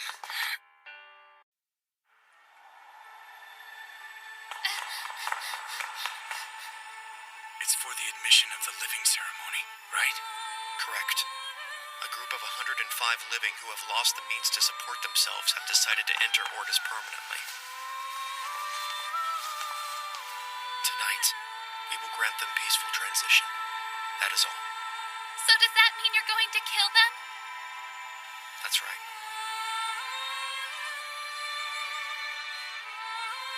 Do you think that Ula knows about any of this? I'm sure she doesn't. And what makes you so sure of that? Because Ula is still alive herself.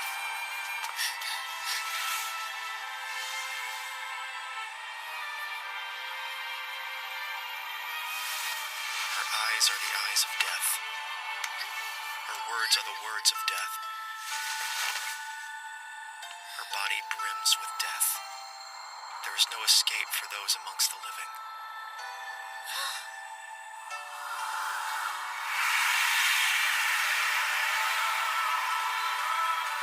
can escape from Koroshiohake.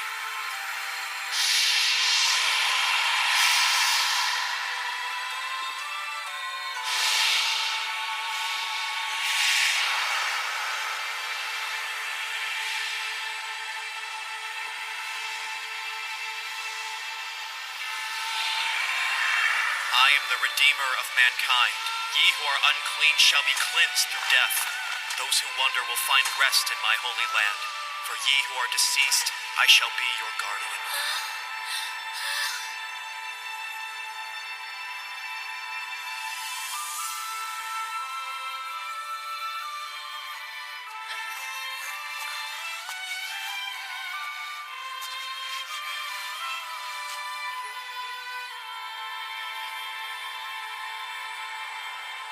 It can't be.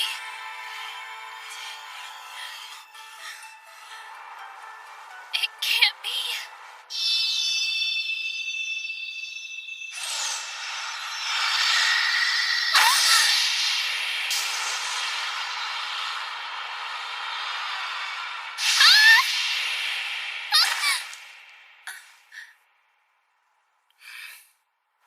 Ai!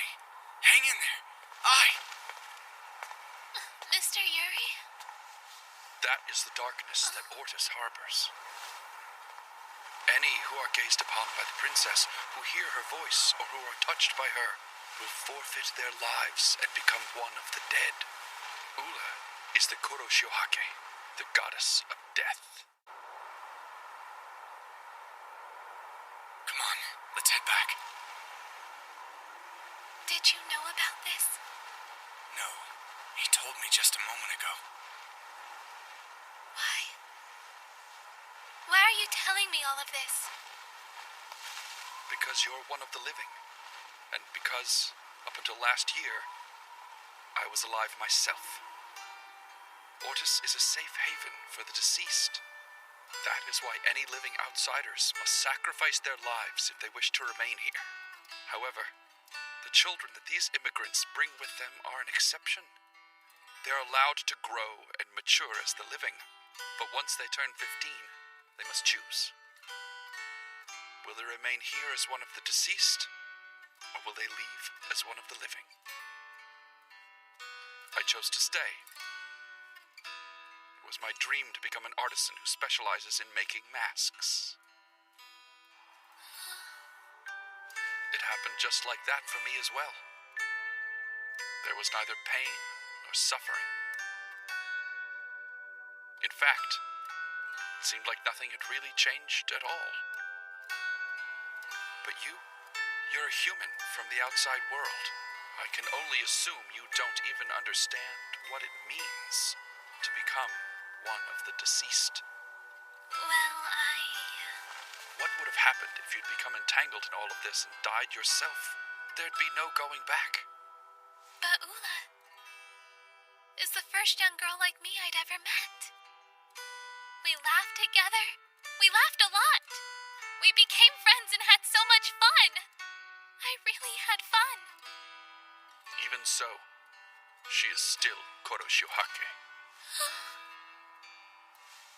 Return to the inn and stay put this time. Let's get moving. Do you think she knows who she is? Do you think Ula knows about her own powers? That she really knows she has the power to kill others? What? What type of question is that? She was born with that ability. She's had it her entire life. How could she not know? But if she's had it her entire life, she may not even realize then that she has that power. Ula is surrounded by nothing but the deceased.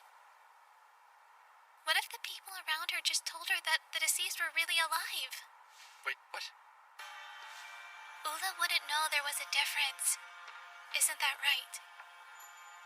That's correct. Oh, It looks like you've managed to figure it all out, haven't you?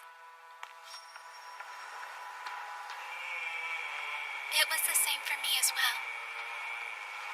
I was raised to believe that those around me were alive when they were really dead all along.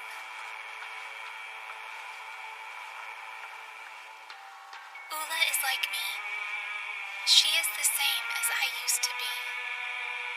Like when I was surrounded by both kindness and lies back in the village. She has been shielded from the truth by those around her. She has had a job forced upon her even though she was ignorant of everything.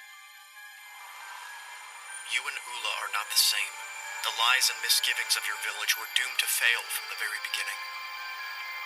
Even if your father had never appeared, the illusion would have crumbled regardless. But here, in Ordis, lies will become the truth. Eventually, all of the living will die. That's right. Once everyone in this world perishes, Ula's eyes will be powerless. You're insane. And my lie simply needs to last until then. And by that point, there will be nothing left in this world to hurt Ula. And how long will it be before that time comes? Ula is a living person. The deceased around her don't age, do they? And neither do you, Kiriko. As time continues to go on and on. So there's no friggin' way I want to become the last man standing. Ula will be the only one who grows old. She'll be alone. All alone. Now, I know that, but my only purpose here is to protect Ula. I must not hurt her in any way. I was assigned to serve as her instructor so that I could deceive her. I was taken aside and told what was expected of me. Without revealing the truth, create a world for this child. Trade the living for the deceased. Make it so that her eyes will have no power. It's an honor to meet you, Princess Ula. My name is Kiriko Sabreska. Kiko? Please refer to me as Kiriko.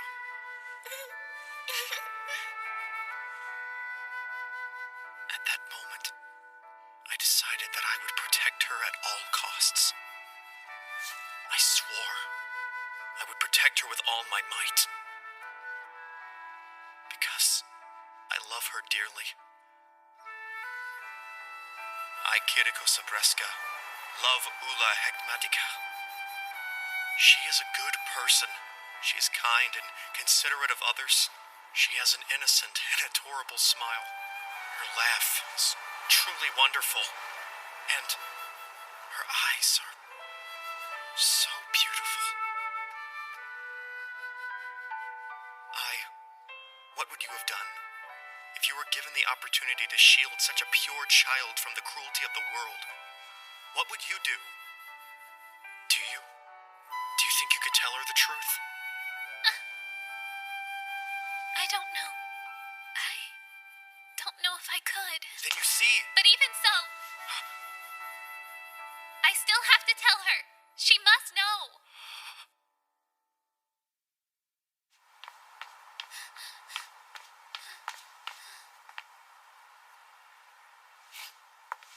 We've been waiting for you, Little Eye. Excuse me, but I'm going to tell Ula. Well, okay then. Huh? I'll drive you to the castle.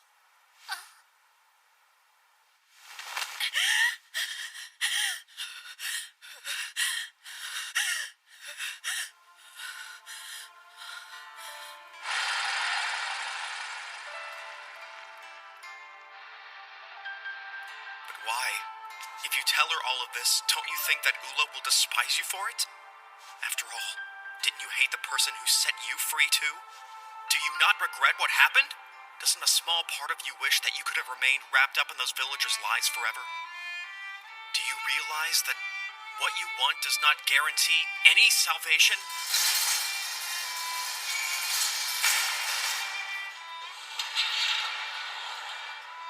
I'm sorry, I know it's late. Today I came to tell you something. And I'm going to tell you something about myself and about you. As for myself, I am half human and half gravekeeper. I was born in a small mountain village and was raised there too. But it was a village full of deceased. They hid the truth from me my entire life. Up until recently, I didn't have the slightest idea. And Ula, we were raised in such similar situations that were just like two sides of the same coin. Please try to remain calm and just hear me out. The people around you, the people you've always thought were alive, are actually deceased. And the ones who were really alive were all those people gathered at the tower. But they aren't alive anymore either. All because they fell under your gaze. Ula, you have the power to kill those you look at, those you speak to, and those you touch.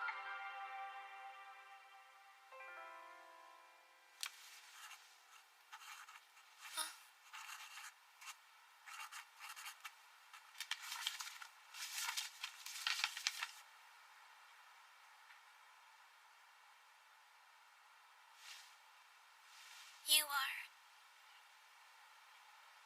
But your powers were needed so that the living could move into this country without any worry. You understand, right? Even though Kiriko deceived you too. He did it because he wanted to protect you more than anything.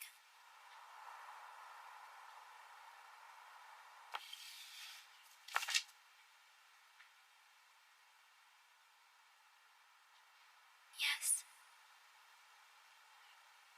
I'm sorry, Ula. At first I thought I was telling you this for your own good. But deep down, I think I might have been doing all of this just for myself. Kiriko? Did she tell you? Did she tell you everything, Your Highness? Then it's over. It's all over, isn't it? I already know. You'll never forgive me for this. Guess it's to be expected. Kiriko, I have a favor to ask of you. Please, it would be best for you to deceive her. It's the least we can do.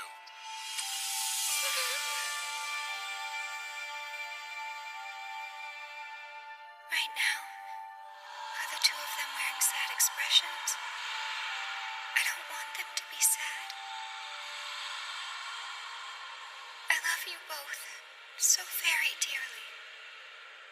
Please, do not wear sad faces. You must understand, I knew the truth before I told me. You already knew? Even though I say I knew, I only knew half of the story. I had a feeling that my eyes did something unusual to people. I was also aware how hard you and the others worked to hide that from me, Kiriko. Although I must admit I did not realize what precisely I was doing. Then why? Why didn't you say anything to us? I didn't feel a particular need to do so. If it was something that no one wanted me to know, I figured there wasn't a reason for me to know about it. But now I see. I kill people, don't I?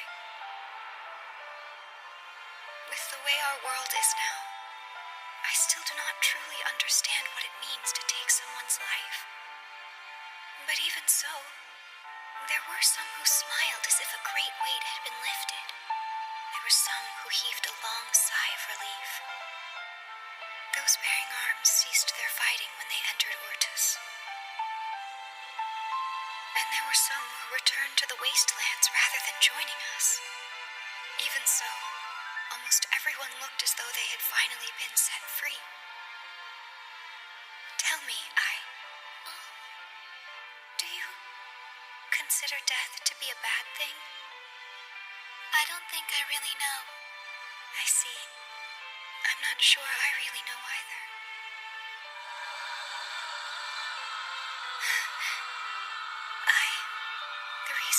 traveling must be to find the answer to this question.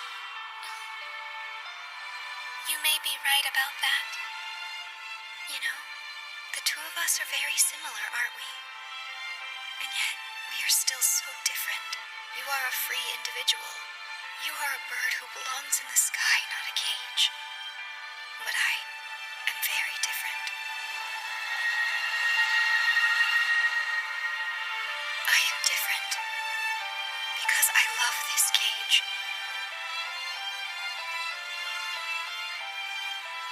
And most importantly, Kiriko is here in this cage with me. No matter what happens, you are always there, tenderly protecting me. I want to thank you, Ula. I'm sorry for everything.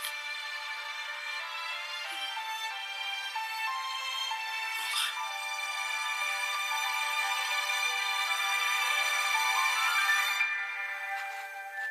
I love the person that I am now.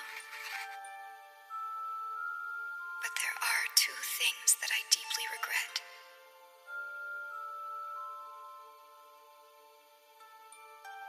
One is that I cannot see you with my own eyes.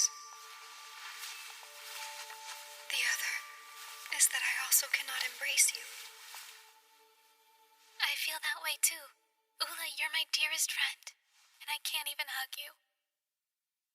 That's why. Your Highness, what? Hurry.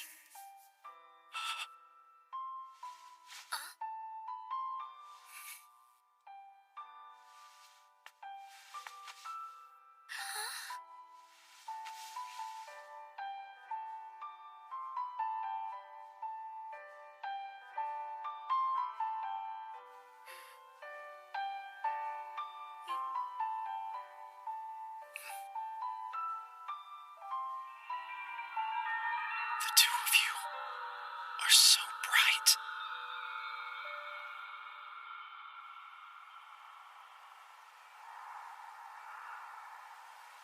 I wish to introduce you to someone.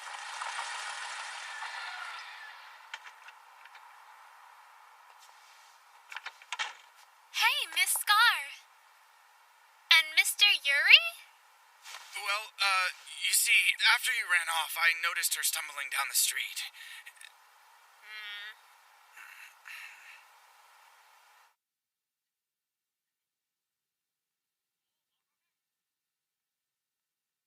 This is Celica Hekmatica. She is Ula's older sister. She has been asleep since birth. Ula's mother despised the circumstances that were forced upon her, the changes in the world, the nomad lifestyle she was forced to marry into, and her dead husband. But what she hated above all else were the twins who were inside her womb.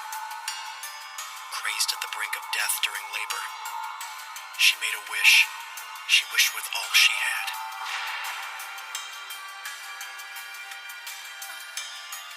While Ula innocently accepted her mother's wish, her older sister, Celica, rejected it. Scar?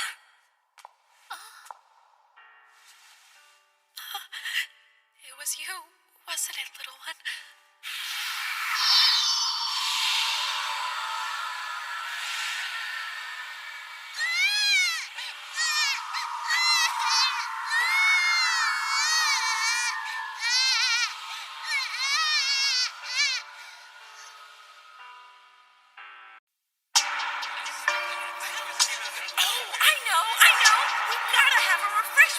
We should put on a play. For real, you guys. Have a big sale? We can have debates as the surfers. It'll be a tear-jerking musical. I'm the lead. You on stage, it'll be an instant comp. Watch it! Come on, you guys. Groupies gotta do this together.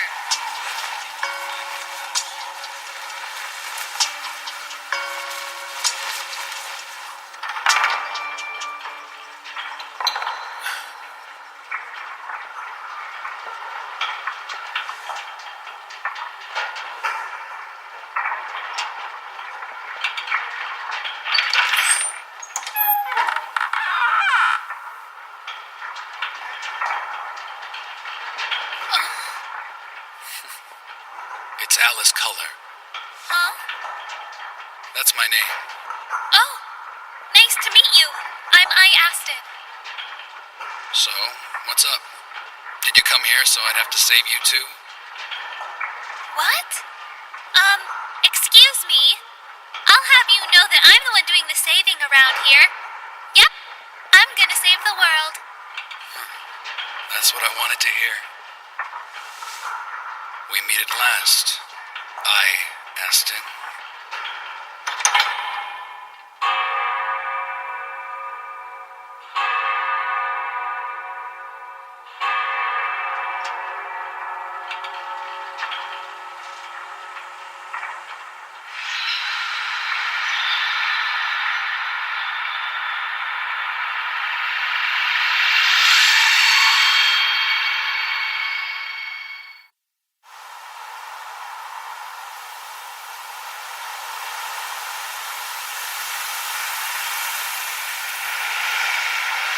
Say, are you interested in going to school? School? Do I have to? All of the elementary schools have already closed down. And now we're losing the last of the middle schools. In 3 years, the high schools will be gone as well. When that happens, you'll lose any chance of ever going to school.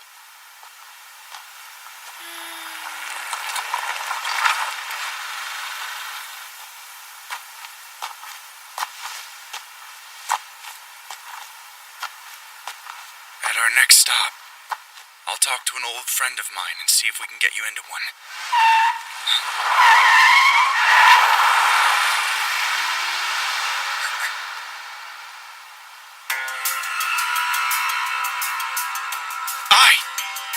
I dare say I think that car's from Goron Academy. Goron Academy? This is not good. I've got to get her out of there.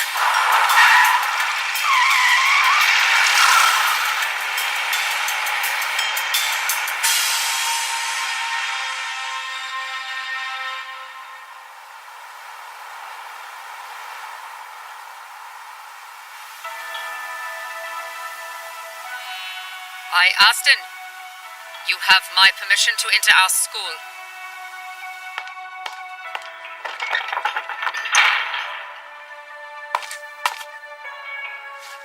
Huh? You are to say yes, ma'am, Yes, ma'am. without the R. Yes, ma'am. Much better. My name is Magita Hausant.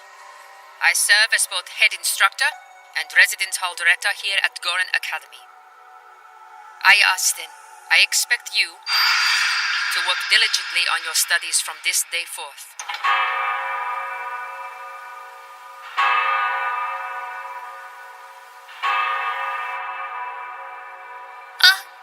Concentration camp?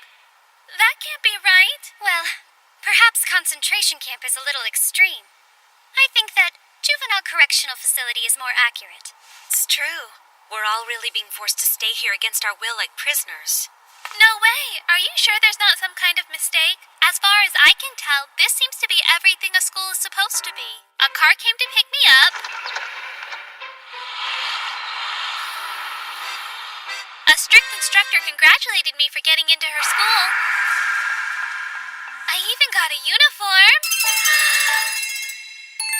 I've never seen a uniform up close and personal, much less worn one. So I was really excited. I was shown to the residence hall. Then I went to my classroom and introduced myself to all my classmates in Class Q. I took what seemed to be a perfectly normal class. I had a vague and cryptic conversation with a mysterious boy. And now I'm cleaning up after class. No matter how I look at it, this is exactly what school is supposed to be. You don't get out much, huh?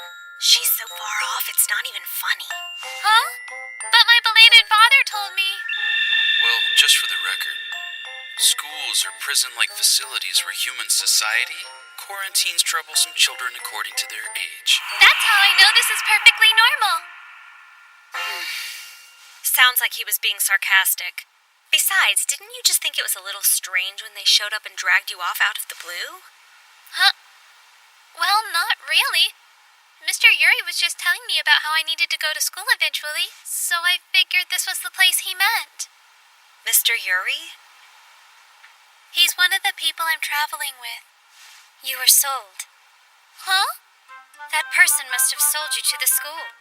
No way, that's just silly. Even though Mr. Yuri looks a little rough and scary, he's a big softie on the inside. He'd definitely never do something like that.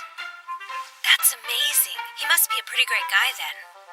Yes, but if this isn't the right school, then there must be some kind of mistake. Mr. Yuri and Miss Scar would be so worried. I have to let the school know and leave right away. You can't go. Huh? Once you're here, you can never leave. That can't be right. Sadly, it is.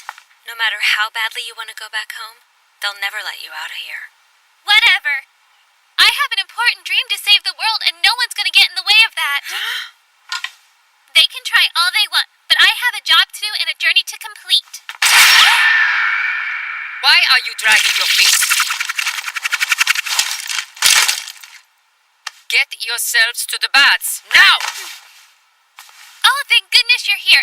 I sort of got brought here by mistake, so I have to talk to someone about getting taken back. Right away, Miss Nagita. We were just headed that way.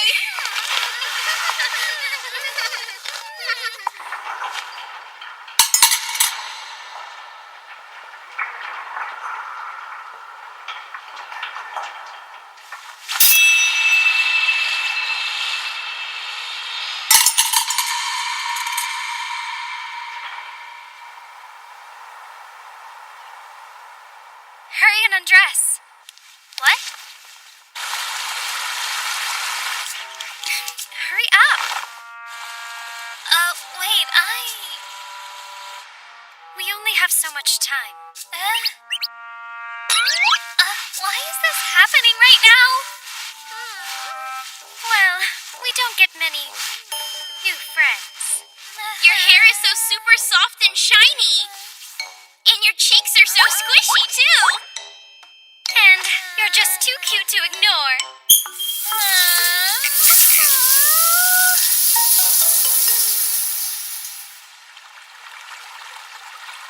A village of the deceased? Yep, it's where I grew up. So you see, this is the first time I've ever seen this many living people in one place, let alone a bunch of naked ones. And also, I happen to be half gravekeeper, half human. I've never heard of that before. Okay, I was wondering why they brought you here. That explains it then. Oh yeah, how so? What? You mean to tell me you really don't know? Goran Academy is a facility meant to quarantine children with special powers from the outside world. What kind of powers? I am the Great Volrath. Behold my super strength!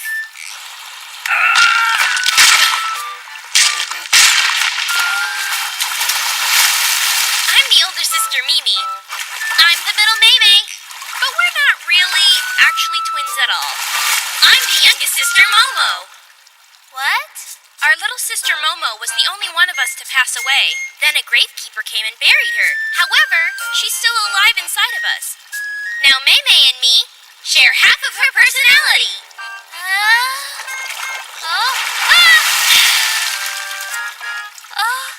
Hi, my name is Rune, and I can totally breathe under the water. So, you've been underwater this whole time? Mm-hmm. We've all had some sort of near-death experience. Because of that, we wished for something that would save us, and that's how we got our special powers. You made wishes? That's right. Oh, how about you? What's your special power, Tanya? Spirit vision. Spirit vision? Well, you see, I am completely blind. Oh. Instead of sight, I was given this power. I'm able to hear my surroundings, as well as the objects around me. What does that mean? It's a little hard to understand, but I hear colors and shapes as sounds instead. The sound of the color green, the sound of a hexagon, the sound of smoke. So then, what do you see whenever you hear me? Your sound makes me think of one thing, a moonbow. It's like your rainbow created by the light of the moon. Do you see? Not exactly. You shine differently than a daytime rainbow does. You don't draw people's attention with flashy colors. Instead, you shine clearly in the darkness of the night, lonely but still just as bright. That's the type of sound you make. I sound like a rainbow at night? Ah!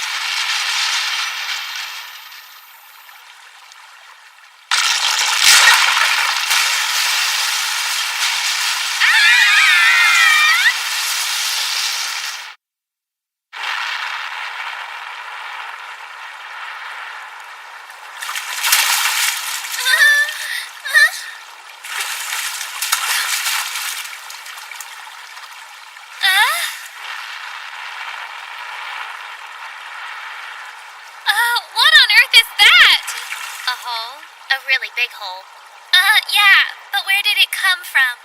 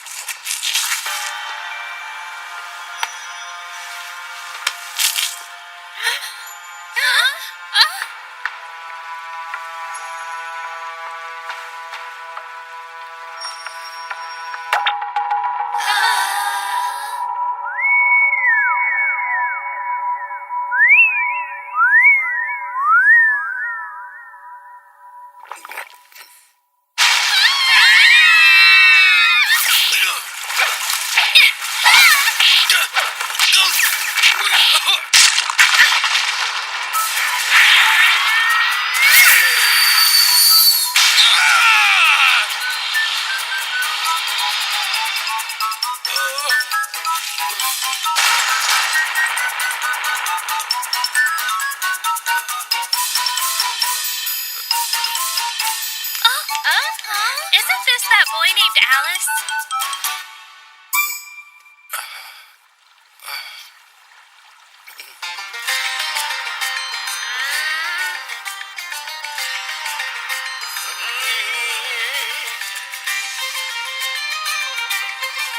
You're in big trouble now, Alice. First you act like you're some mysterious cool guy, and now you're breaking into the girl's bath. You're gross. No, wait, you've got it all wrong. We swear! Yeah, we swear. Hardy! I can't believe you would resort to peeping when you already have me! I didn't really see anything. Oh, no way. Our little Geeky has been corrupted. You're way too young for such naughty things. You've got it all wrong. And you know, even though I look young, I'm really 22. You see, my body just stopped growing because I went into hibernation. You must be punished. How dare you! Unbelievable. Repent for your sins. Make them pay. Hold it! Escape? Yeah, that's right. We're breaking out of this prison once and for all. We burrowed here from the residence hall's basement. Really? You dug all the way from there? Yup. Oh, now I see. You had help from my darling Hardy, didn't you? You're so smart, Bullrath. You what? What do you mean by that? Hardy has an ability too. He can eat inorganic matter and turn it into nutrients. In other words, we dig and Hardy eats the dirt. Wow, that's something.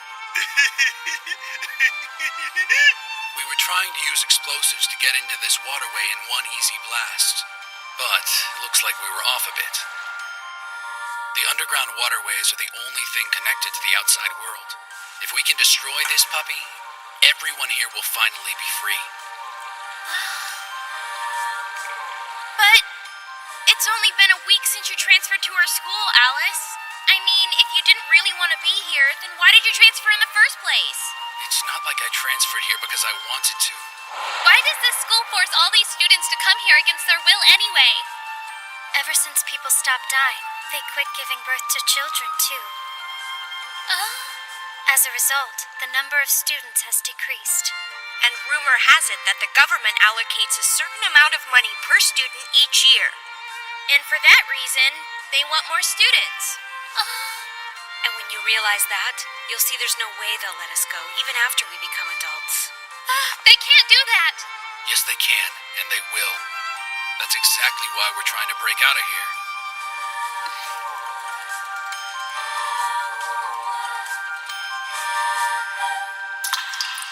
So that explains how you ended up in the wrong place at the wrong time, huh? Not exactly. My ghost decided to pull a nasty prank. You're what now? Hey there, D! You can come on out now! I know you're here! Oh?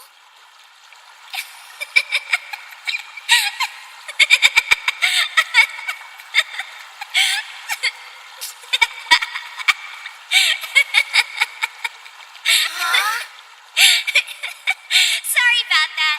I thought it would be more fun if you used some extra gunpowder. D, seriously. And besides, I kind of figured the sooner you let everyone in on your little escape plan, the better. You know. Especially for her. Huh? Wait, what's with that girl? She can go through walls and float through the air? I don't think she's even a student at this school. Hello, hello, hello. Nice to meet you, students of Goron. Oh, nice to meet you too. My name is D.N.C. Stratamitos. A witch. Huh? I really wish people would stop calling me that. At least you can throw an of the West at the end. I'm very sorry. A witch? I was just kidding. Man, I really hate when people lump me together with those crazies. You see, I don't have a physical body, so I can come and go as I please, regardless of the time or place. Neat, huh? And the best part is I softly whisper words of advice to the people I meet. Words of advice? That's right. It can be anything really, from helpful words to warnings. I may remind a child where he left something, or lead a small nation to victory by telling them the enemy army's formation. Sometimes I let the person clearly hear my voice, while there are other times I whisper so softly they don't even realize I'm the one pulling the strings. In a way, you could say she's granting their wishes. As a result, people have started referring to her as the Witch of the West. Thanks for the additional explanation. But you know, my favorite nickname has to be Whisper. It's what people called me a long time ago. Your whisper? Okay, Whisper, so why are you here with us now then? I'm currently following Alice around. Also, I wanted to meet I Aston. Huh? Wait, you mean me? You didn't notice, did you? But I whispered something to you, too. Huh? Take a trip to the clock tower today during recess. Oh? I don't know about that. I went because I just wanted to see what the inside of it looked like.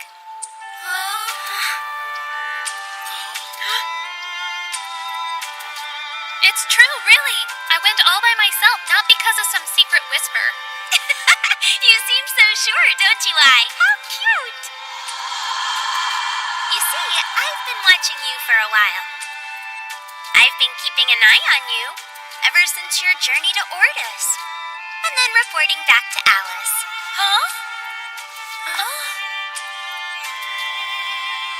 But wait a sec. Alice, what's this all about?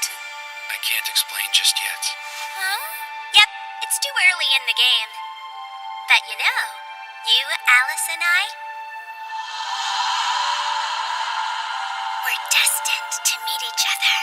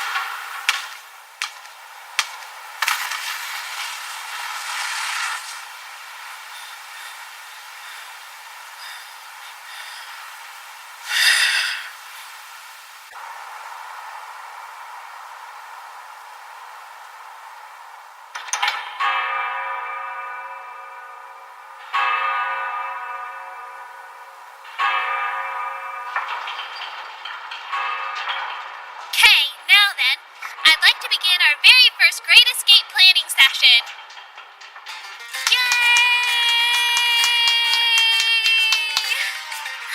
Jeez, what is the point of having this meeting? Huh? I mean, we've already planned our escape. That is correct. All there is to do now is break down that iron grate. Yeah, but still. It's not like anyone's listening to you anyway. Huh? This might be nice. If you really want something to talk about, then how about we discuss who is and isn't coming with us? That's kind of important. Listen up! Everyone is joining us in our great escape. Right, Miss Flora? Yep, I'm getting the heck out of here. After all, where my darling Hardy goes, I go too. Okay. Oh! Rune! I would like to break out as well. I've always wanted to visit the underwater city of Estia. An underwater city? I've never heard of a place like that before. Good, everyone's going. Not me. I will be staying here. Huh? But, Tanya... Well, we still haven't reached a decision yet. Why not? Didn't you say you were brought here against your will? And when you said they'll never let us out, you look so sad. Well, yes, that's true. However, even if I were to leave, I'd have nowhere to go. But you're home. Yeah, I know. But I can't go back. If I did, I would only be a burden on my mother and father. My parents live in a very small village. Everyone has always found comfort in being surrounded by people who are normal, like them. That's how it is there. That's why they don't really have any room for someone like me. Yeah, our situation isn't that much different. We come from a family where appearances mean everything. If we tried to go back home, our parents wouldn't exactly welcome us with open arms. Really, are you kidding me? Is that all this is about? Huh? So, Tanya and Mimi and Meme, you want to live with your families, right? Because, well, it's your dream, isn't it? If that's the case, I think you should make it come true no matter what. If you can't live in your old home, go out and find a new one. But, if you can't find a new place, then try making one yourself. I mean, isn't that how dreams work?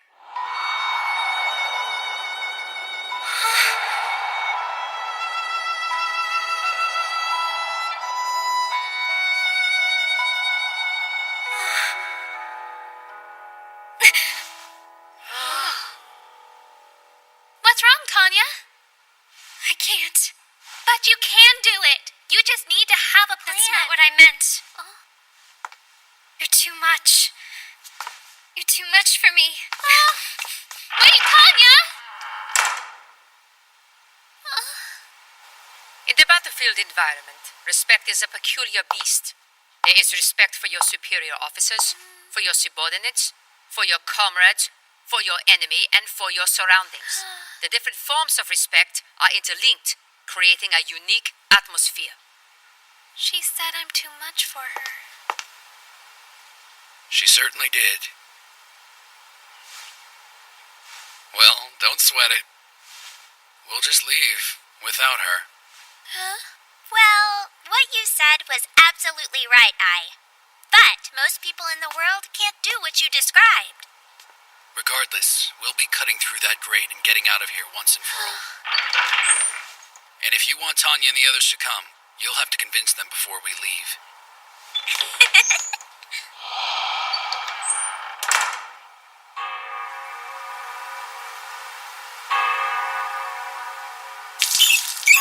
What do you think? She doesn't have nearly as much common sense as I expected her to have. Well, that's not really her fault.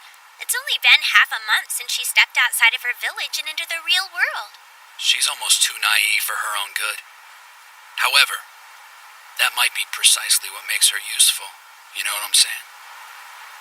I sure hope so.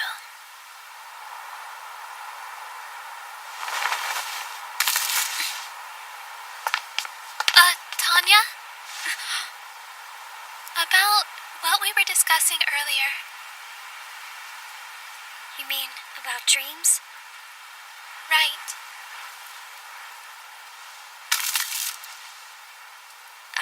I think that you have a dream because you have people to return to, You remember how you told me about Mr. Yuri? You said that you traveled together and that he must be worried about you, right? Yes. I was also traveling with Miss Scar and Celica. You see, if you got out, those people would be there waiting for you. But that wouldn't be the case for me. I have been blind since I was born. Darkness was all I ever knew, so I never really thought anything of it. Not until... The poor little thing. Yes, it's simply awful. I was devastated when I found out how my parents felt. I prayed that I would be able to see. When my wish came true, I obtained the ability to hear objects as sounds. Spirit vision. Although my parents were happy beyond belief, the villagers were angry and fearful.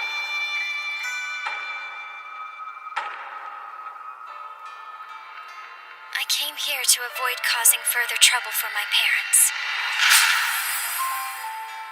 You can't imagine what it was like. You're right. In my case, the villagers were a lot different.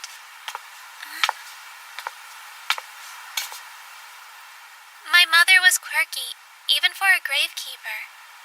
She always had a dream. Her dream was to create a place like heaven where the deceased could live peacefully. But Mama died. She died when I was just 5 years old. The villagers raised me to believe that they were all still alive. But then one day, my father appeared and everything changed.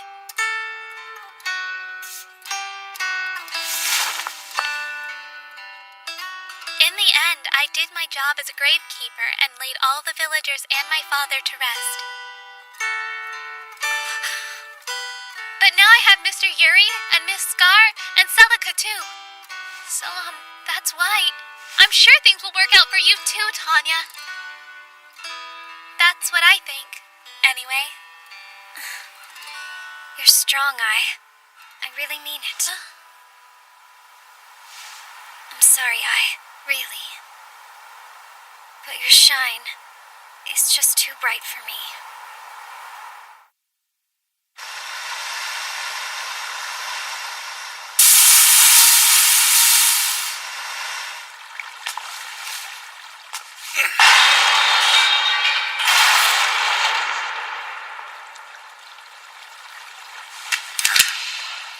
So then everything is good to go?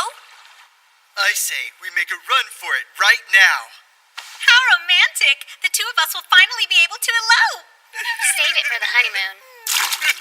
Well, it's not like we're leaving right this second or anything. True, but I'd like to make our escape tonight. Yeah. We'll slip out while Magita and the others are sleeping, and when the guards are spread the thinnest. Got it? 3 a.m., okay? We're coming with you! Mimi, Maymay! And Momo would like to come too. Right. Looks like we're down to Tanya. Oh.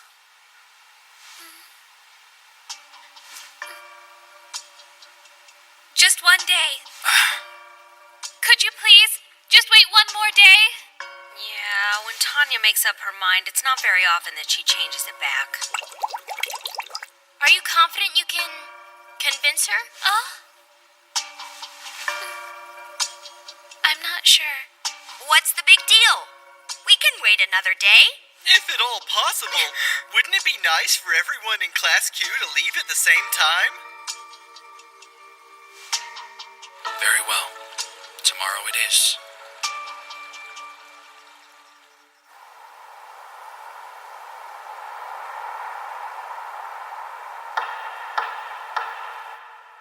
Tanya?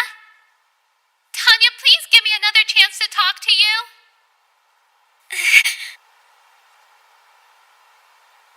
Tanya? Tomorrow, we're heading out at 3 a.m.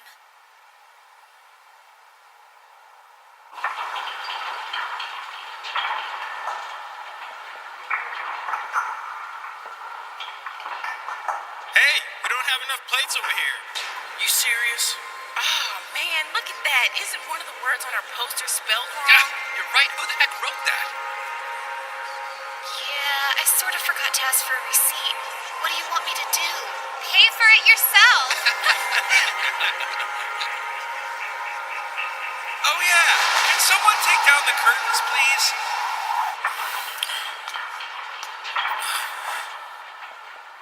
Sorry. Did I wake you up, Alice? No. So what do you want? You here to confess your love to me? Huh? What would I do that for?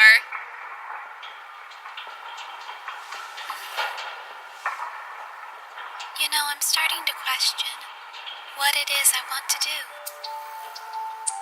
My dream has been to save the world.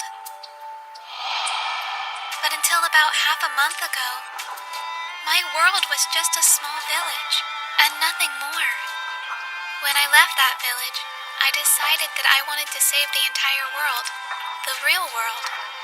But in Ordis, I was told what I'm trying to accomplish might not equal salvation. And now, I can't even save my own friend. I don't really know what to do anymore. I mean, can someone like me really save the world? Who knows? We happen to be trying to save the world ourselves. Huh? You mean it?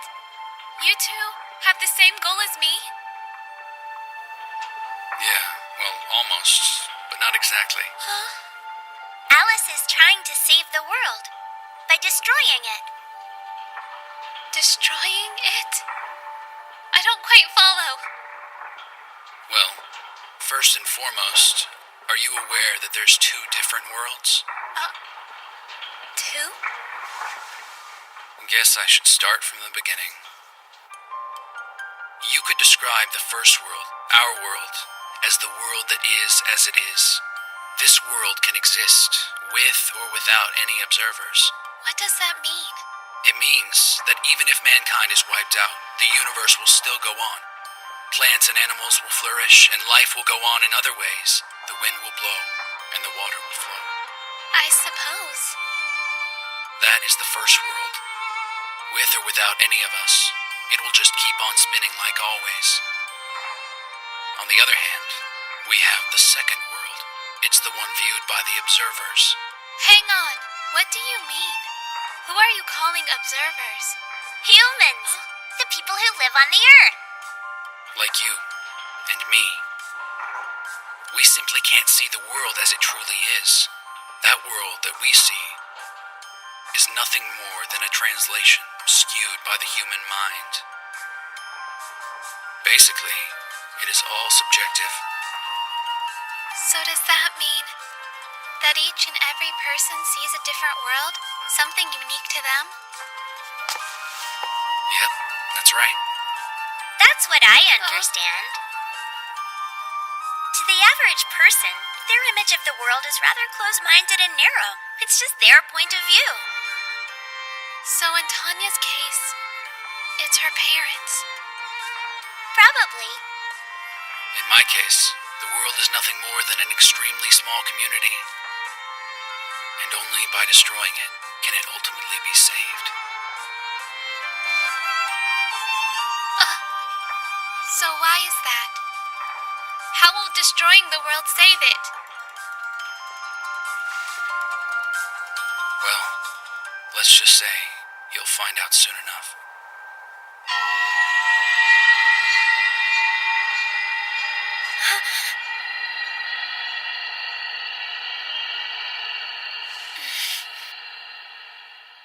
When the village fell apart, my mother's dream went with it.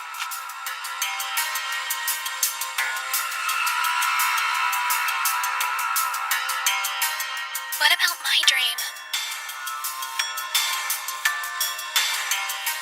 I am unable to find an answer. answer. But time continues to flow forward.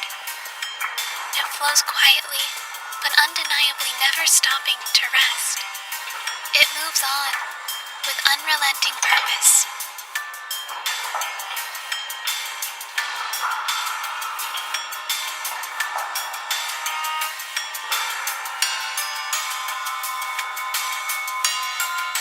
It's time. Let's go.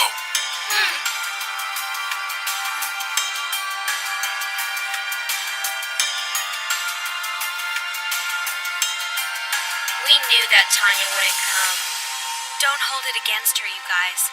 This is what she wanted.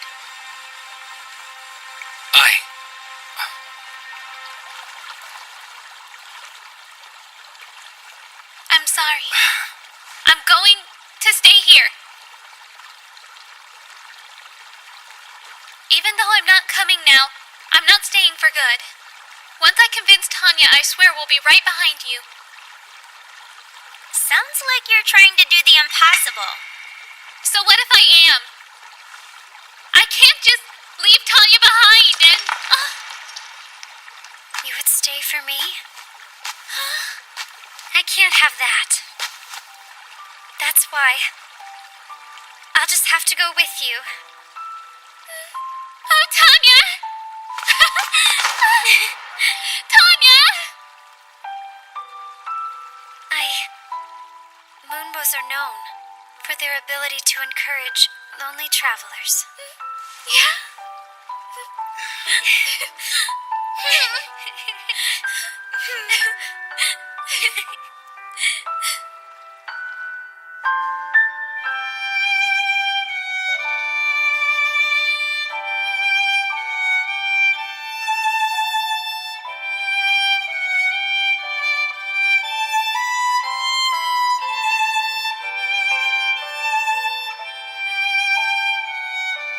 Freedom is waiting for us just on the surface. That's right.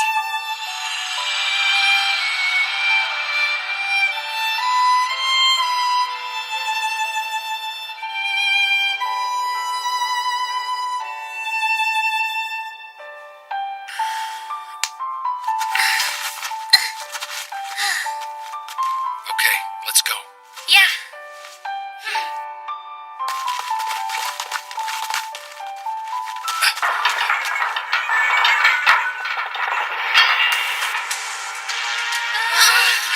Do you ingrates really think you have what it takes to survive in the outside world? Leave and you'll be eaten alive. Final warning. Return now and all will be forgiven. What do you think?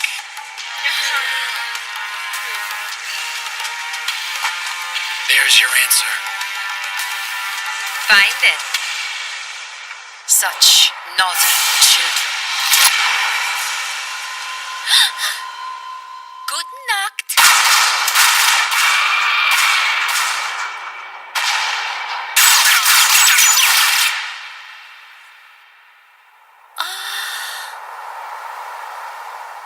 Buzzer beater. The power to hit one's target with absolute accuracy.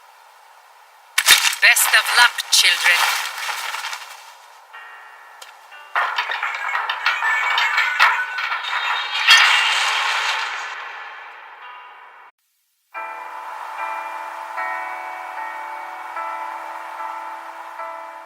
In my case, the world is nothing more than an extremely small community. And only by destroying it can it ultimately be saved. But you already know that, don't you? Yes. What do you think? Care to lend me a hand? I'll help you. If it means I'll be able to save your world. But... First, we have to find the Gravekeeper, known as Scar. I don't mind. It's not like I'm in a hurry.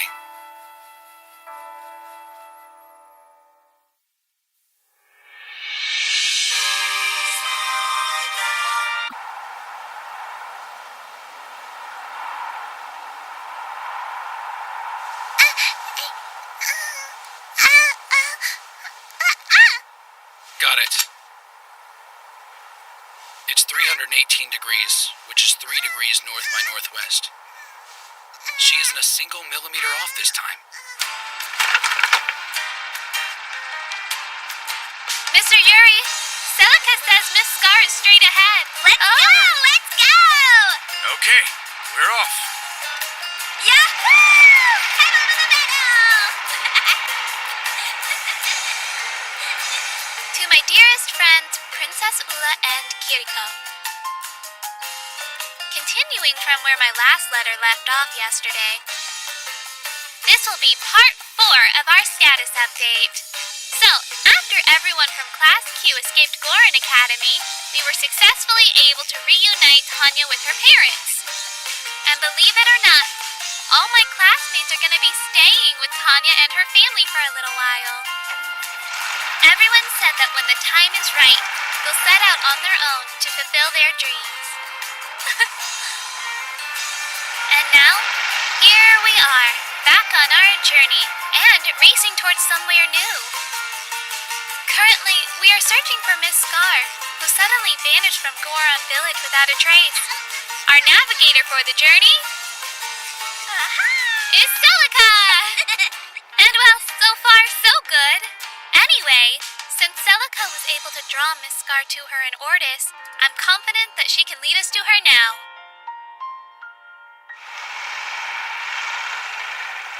Hey, I know it's a bit late to be bringing this up, but are we really doing what's in Scar's best interest by tracking her down like this?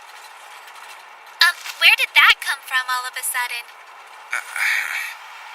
Well, isn't Scar actually a gravekeeper? Gravekeepers are supposed to travel on their own, seeking out the deceased and putting them to rest. If you think about it, doesn't that mean that Scar merely resumed her natural calling? That could be the case, I guess. But I want to find out for myself. I want to hear the reason from Miss Scar personally. And to be honest, I want to see Miss Scar. I don't like the idea I'll never see her again. You know? Agreed. Truthfully, I should have been there for her. After you were kidnapped by Gorin, Scar became terribly unstable. She'd go from constantly holding Celica to ignoring her completely. And there were times she'd go from staring off into space to suddenly trembling with fear. Even though I could sense that something was off, I didn't do a single thing about it. It's my fault!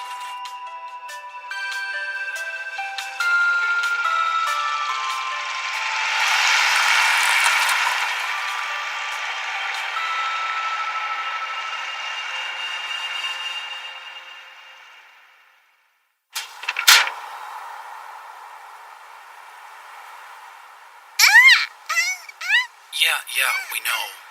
Northwest plus an additional 3 degrees north. It doesn't seem like Miss Scar's here, does it? Sure doesn't. No, sure doesn't.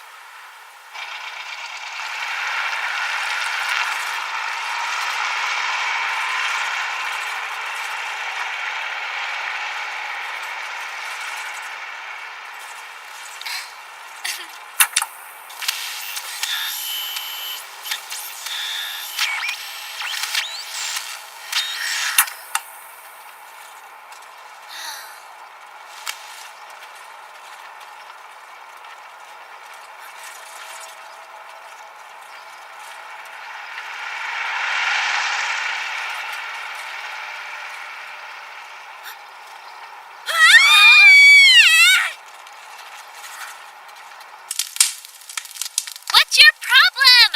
Why didn't you tell us it was your birthday? Well, no one asked. Seriously? Are we supposed to just ask everybody every day if it's their birthday? I swear, if Dee hadn't remembered, we would have missed it altogether. So today is your birthday, Alice. Yesterday. Huh? His birthday. It was actually yesterday. What? Quit freaking out. It's not like it's a big deal. Oh? Wait just a darn minute. I'm not finished with you yet. talking? I said it's not a big deal, so what's the problem? But it's your birthday! It should be a happy birthday! You only get to celebrate it once a year. That may be true, but I don't have time for that sort of nonsense. I am going to save the world. And I'm willing to do whatever it takes. So who cares about some stupid birthday? I said... Please don't say that. You shouldn't say that it's stupid. You shouldn't just remove things like that from your life.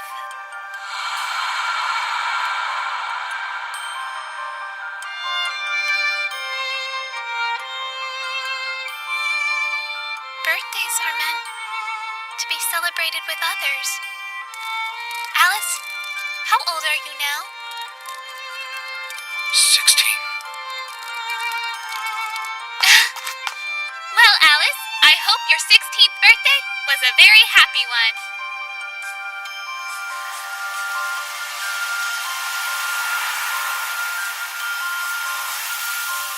Now, let's celebrate! Mr. Yuri, do you know how to bake a cake? You bet. Awesome! Then please do.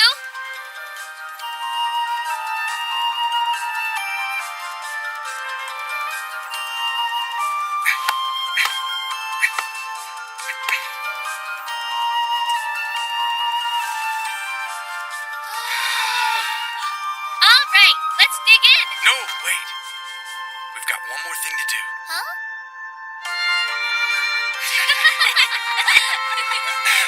Go on, blow your candle out. And don't forget to make a wish, okay?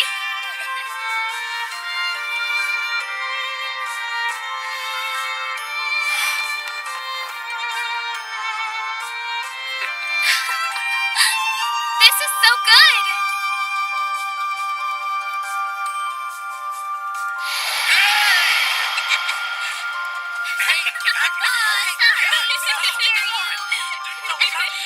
How about this? Please, just, hey, knock it out. Some of this. This is really weird. Don't go through there. Then how about here? Can you stop, please? Yeah. This is odd.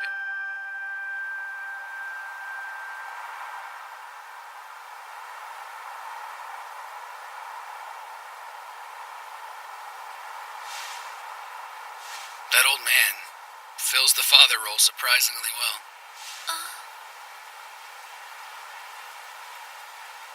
Well, that's because he used to be one. Mr. Yuri has lost both his wife and his daughter. I see. Everyone can change, huh? Both people and gravekeepers. The world really is an amazing place. It's far more complex than I had ever imagined. What's so funny? Nothing. I just find you amusing. I've seen many places and met many people, but I've never run across someone quite like you. What's that supposed to mean? I don't mean it in a bad way. Wait a minute, that didn't answer I my... once said thank you Huh? for my birthday party. Thank you.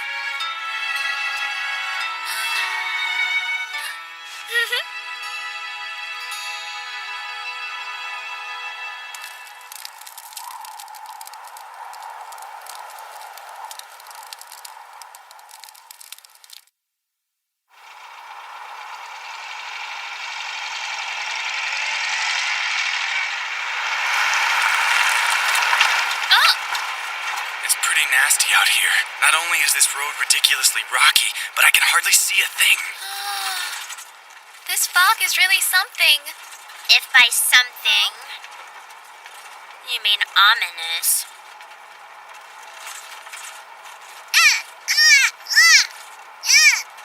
She says to quit griping and keep driving.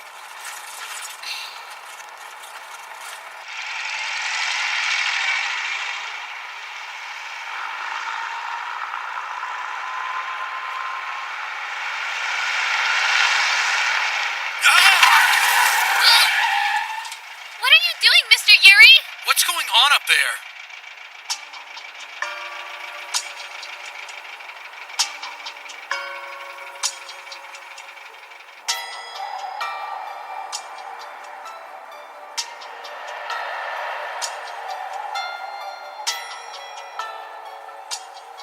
Where on earth are we?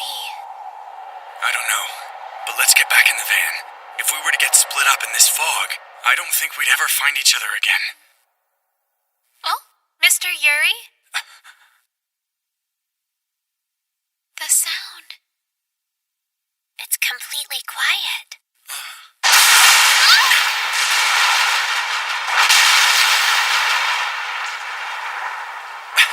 Are you okay? Yeah. Oh my gosh. What were those? Lightning bolts? No, something else. Gravekeepers.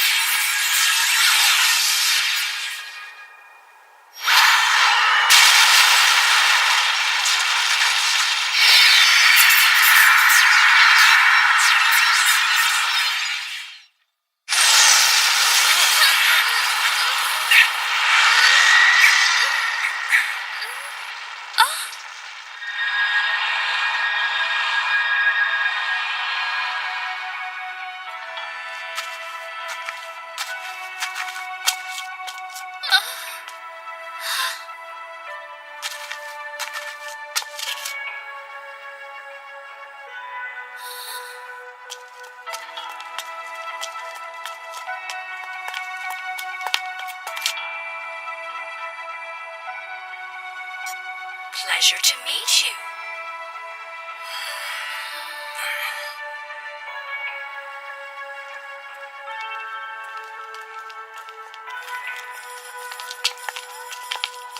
Take care. Take care. Take care.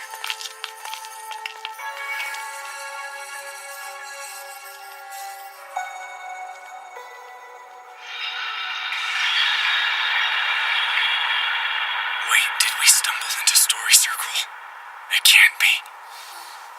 It's where the Gravekeepers are born. They all looked exactly the same. That's how it is sometimes, with a lot of Gravekeepers. Groups of identical Gravekeepers have been seen in the hundreds, with some groups reaching even into the thousands. There are even different families such as Bezel and Dinio. That's how researchers name and classify Gravekeepers of the same type.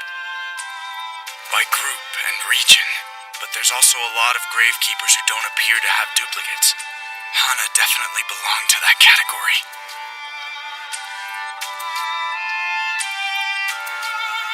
I don't know. There's something not quite right about this place.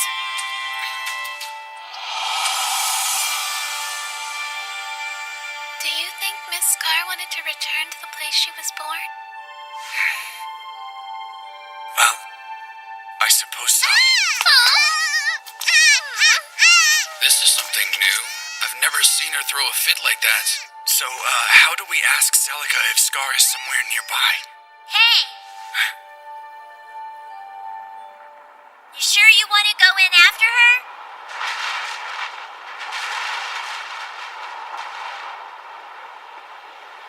So does that mean Story Circle continues down this entire road? I'm gonna pull back. Huh? But why? This place gives off bad vibes. You can't. We've already come all this way together. Why are you suddenly...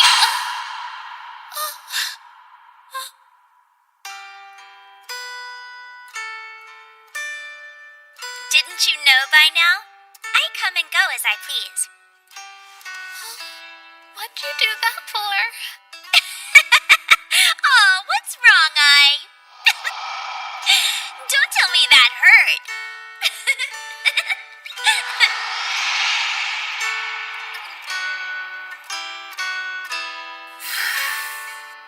Don't worry about her.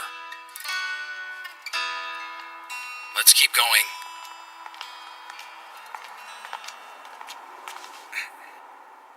This is bad. I'm having a hell of a time seeing anything. think we should be pretty close by now. You want to keep going? Yeah. All right then. Let's proceed carefully.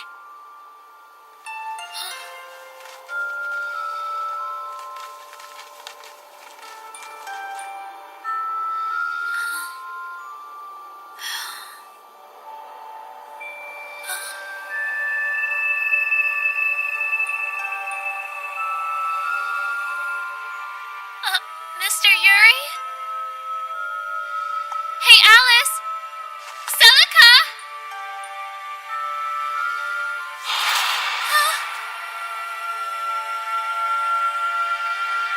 There you are, Mr. Yuri! Hey!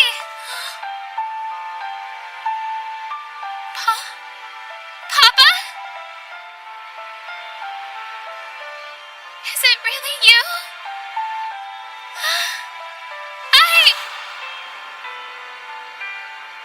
Please wait.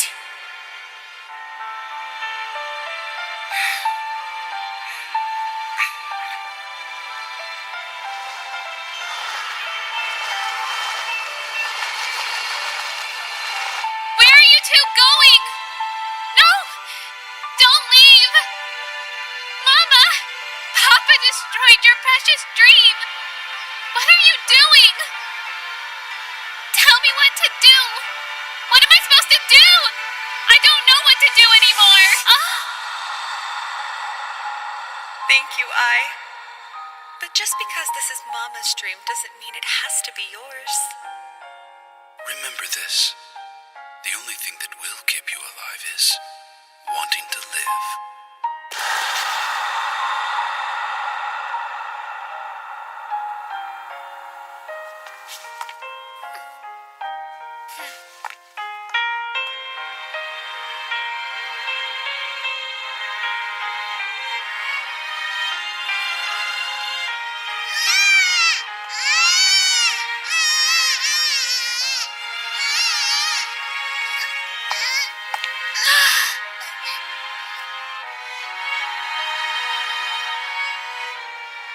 Miss Scar! We've come to get you, Miss Scar! We came for you! That was not necessary. I am a gravekeeper, and this is where I was born. You know, Miss Scar, if you really want things to go back to the way they were before and be a gravekeeper, I can't, I don't really have the right to stop you. But still, Mr. Yuri? Scar! But what about Celica? Are you okay with just leaving her here like this? Stay away from me! Don't bring that child near me! When I'm with that baby, Scar! No, I'm a gravekeeper! As a gravekeeper, it's my duty to help the living lead wonderful lives! I must do my duty! Watch out!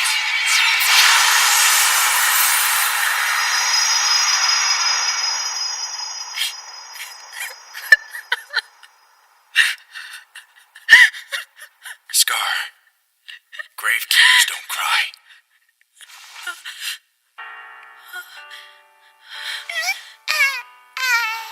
Celica. Celica.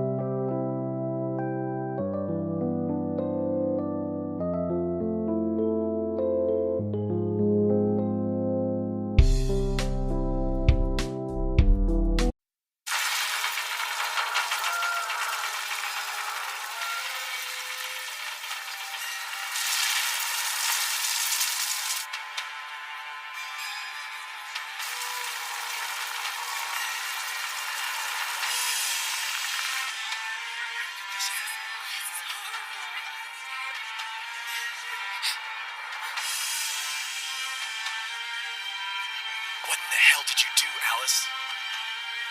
What does it look like? Are you crazy? Things aren't just gonna go back to the way they were. Stop it! Stop it, Boo! Get off, Mindy! Why would you protect that monster? Enough! Stop it! Check it out.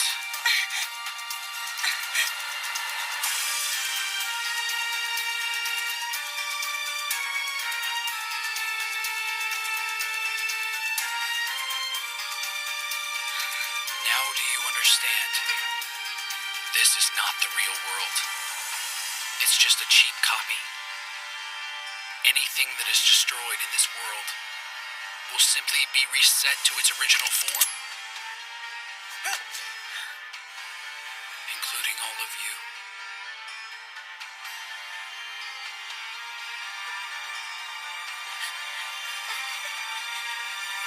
Quit screwing around! I'm sorry.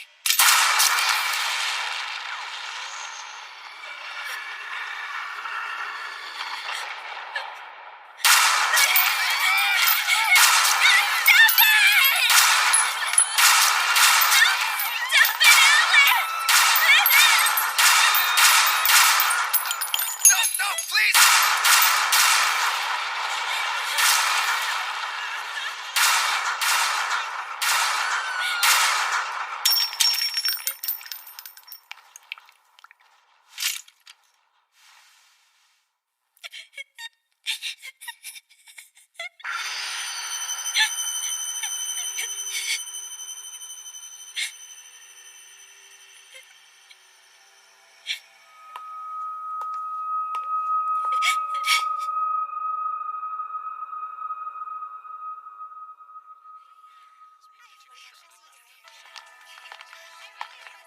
Hey, Alice!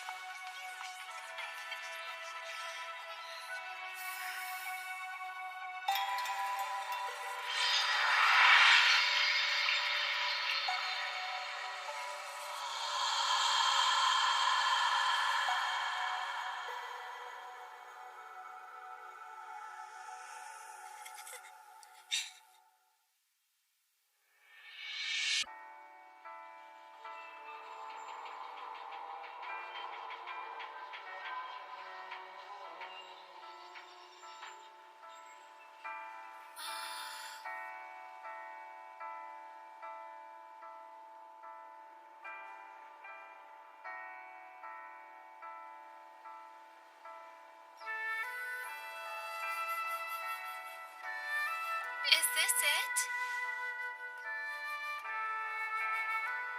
There are neither deceased nor living here. This town is completely desolate. Even as I am now. That much is clear. Hey, Alice. Where is Class 3-4? This way.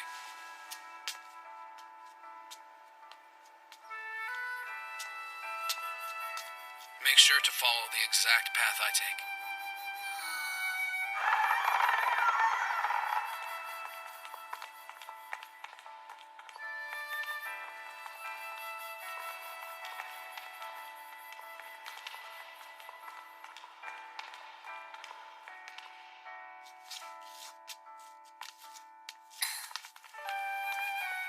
What type of path is this? Just hurry up.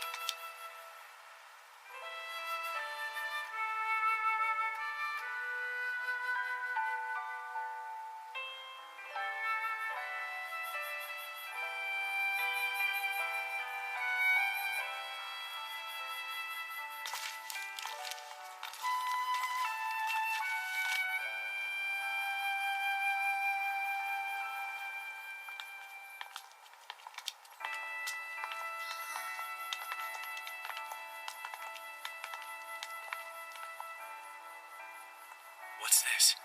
This is Class 3-4. However, it is not Class 3-4. What's that thing? All I really know is that it's some sort of barrier. Class 3-4 is trapped on the other side. Can't we just get in through that hole over there? No, this is the only way in. Is that right? You don't seem too surprised. That's because I've seen a lot of strange things. I should have known. Is it dangerous on the other side? Not at all. But what's the catch? With the exception of myself and those from Class 3-4, anyone who goes inside will not be able to leave. At least not until everything has been completely resolved. No wonder you waited so long to bring that up. You're free to change your mind. Huh? Even though my dream is to save this world of ours, I don't really know how to do it, or where I should even try to begin exactly. But there's a world on the other side of this barrier, right? A world you want to save. Yes. Then I'll start here. Alice, I promise that I will help you save this world, okay? Thanks a lot. And what about you two? If I says she's going, then the two of us are going as well. Right. What is it? Nothing. You two sure are close. Show some respect for your elders. All right then. It would seem that everyone's in agreement.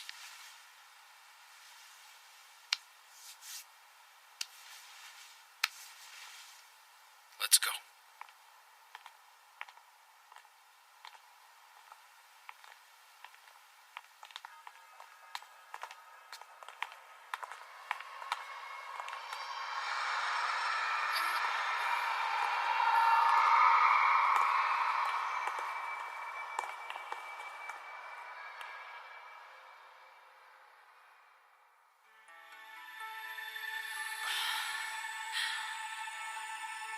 Welcome to the world of Class 3-4.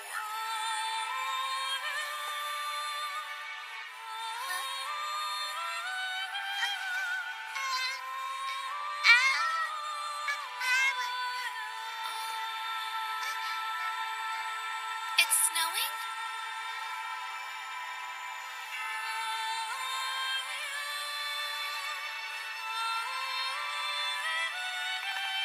The town looks completely different. Yeah. Well, hey, if it isn't Alice. When did you get back? Just now. Are those some friends of yours? You could say that. Why don't you come by and chat for a bit? Sorry, I've got to show them to my house. Alrighty. Some other time then? Okay. It's up ahead.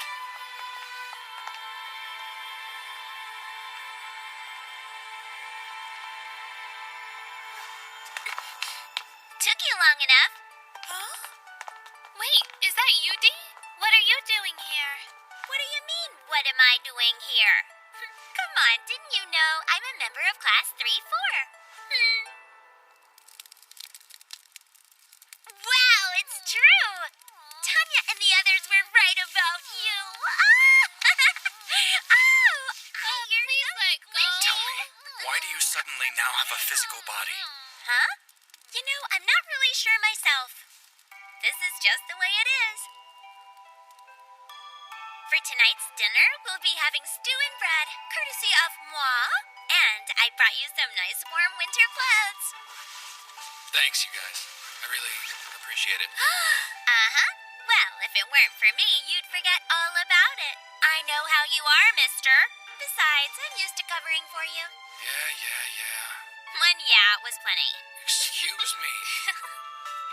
Well, I'm off. I'll see you at school tomorrow. School?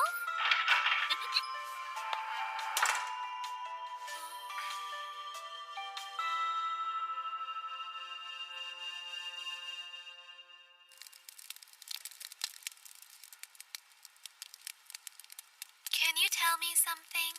So, why isn't Dee a ghost in this world? And why in the heck is it winter out there? The calendar is from 14 years ago. And so is the date on this newspaper. What exactly is going on here, Alice? I can't tell you. Wait, you need to tell us something. Sorry. It's just, I'm trying not to skew your judgment. Tell me, you, I, and Scar, what are your thoughts so far? How do you perceive things? I want to start by hearing what you have to say. Then I'll tell you everything I know.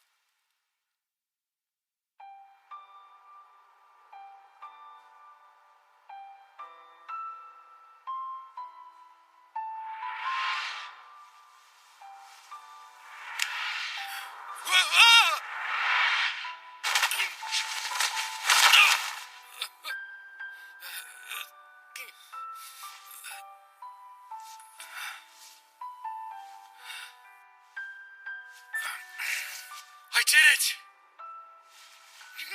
I did it!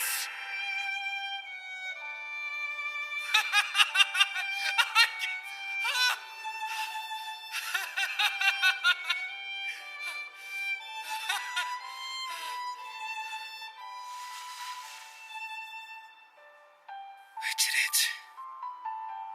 Alice? Where did you go? Hold on, Dee!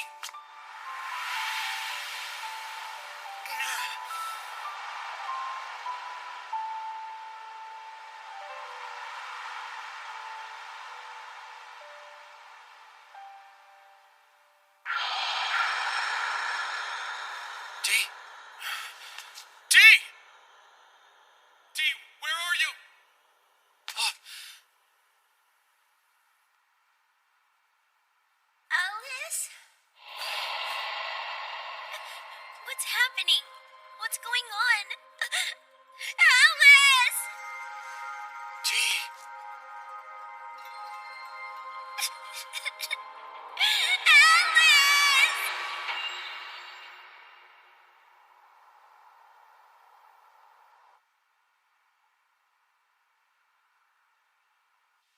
I'm Aston. It is a pleasure to meet you. Where are you from? How old are you anyway? Nice day. You have such pretty hair. Thank you. Oh, are you Alice?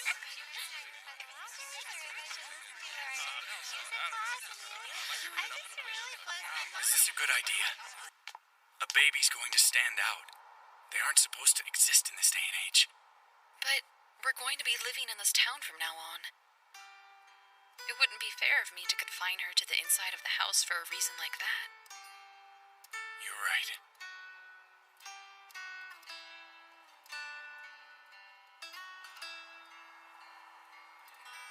It's quiet here. I don't sense even a single deceased. It feels oddly comforting. Up until recently, I imagined that I would have gone into a panic if there was no one for me to bury. But now I feel very much at ease.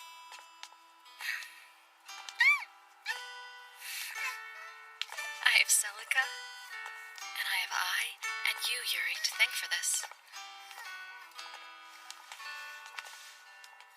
It's nothing.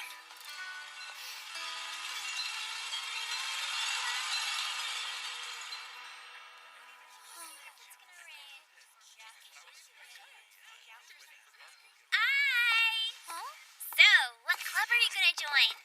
Oh, I haven't really thought about it yet. Well, how about you join the club I'm in? Huh? So what club might that be? The Culinary Club. Culinary club? Cooking!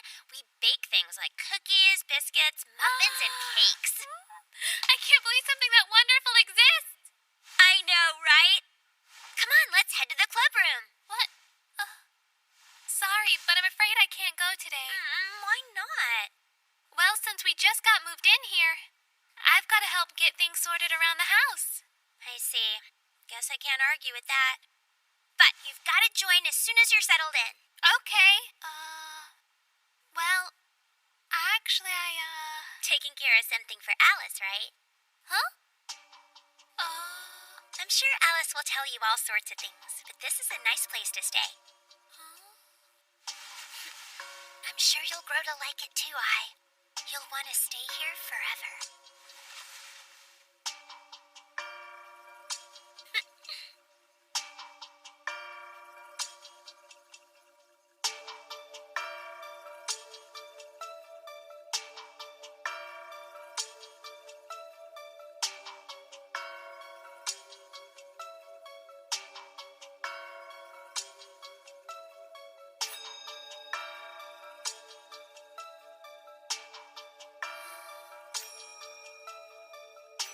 What do you think?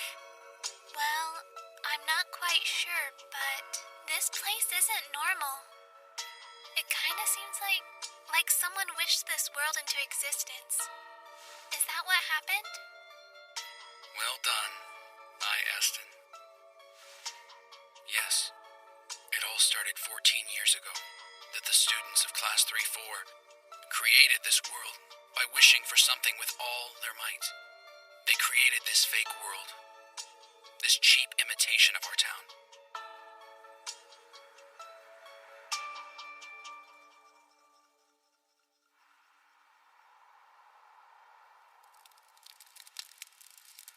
So this world was created 14 years ago.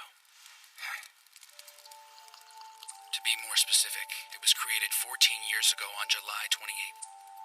Since the day it was made, this world has been trapped in a one-year continuous time loop, and it never ends. When a new July 28th comes around, everyone and everything inside this world is reset. So then you're stuck repeating the same year over and over? Right. To be precise, this loop falls a bit shy of a full year. That's why the seasons here don't match the seasons in the outside world. The calendar, the newspaper, and the haze around the town. Now I get it. I guess that explains it. If you wanted to compare this world to something, it is a cage made out of humans. Those of Class 3-4 are both cage and captives who have trapped themselves in their own wish. No one knows why we did this to ourselves. We simply don't remember. In fact, aside from Dee and I, none of them are even aware of the loop. But if this is what they wish for, why don't they remember? I'm not sure, but I imagine that forgetting was part of the wish itself. This will be tricky. After going through the loop for a second time, I just happened to notice that something strange was going on in this world. Back then, the students of Class 3-4 were the only ones who existed in this world.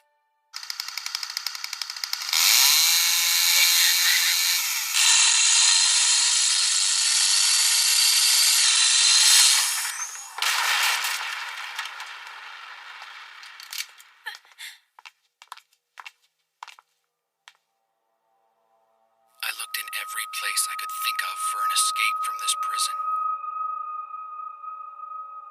After a long period of getting nowhere, Dee and I finally found a way out. So is that when Dee changed? Yeah. We discovered she loses her physical body when she leaves this world. I don't really know why. Ever since that day, I've been searching for a way to free the students of Class 3-4. I've tried to alter this wish-born world by bringing in people and objects from the outside. I've come to understand several things. Certain people, such as the deceased or those with special powers, cannot pass through the barrier. That's why everyone here is still amongst the living. How many people have you brought here? 35,695 people, to be exact. Whenever I bring in someone who was not originally meant to be here, the world becomes unstable. However, it quickly repairs itself. When the loops restart, the world adjusts to include those from the outside world. It's always the same. I've done this over and over again. Instead of doing that, why don't you find a way to directly influence the students of Class 3-4? Yeah, I've tried that. But it was meaningless. So I guess you're really a lot older than you look, aren't you, Alice? Yeah.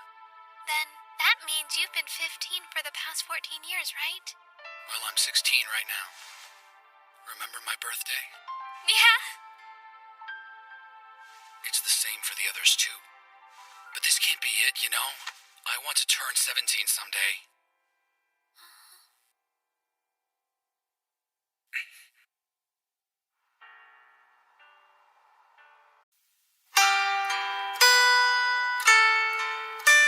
Hey, little guy. There's glass in the way.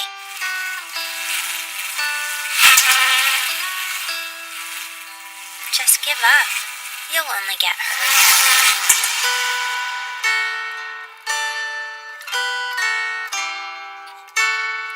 When I look at Alice, that is the image that comes to mind.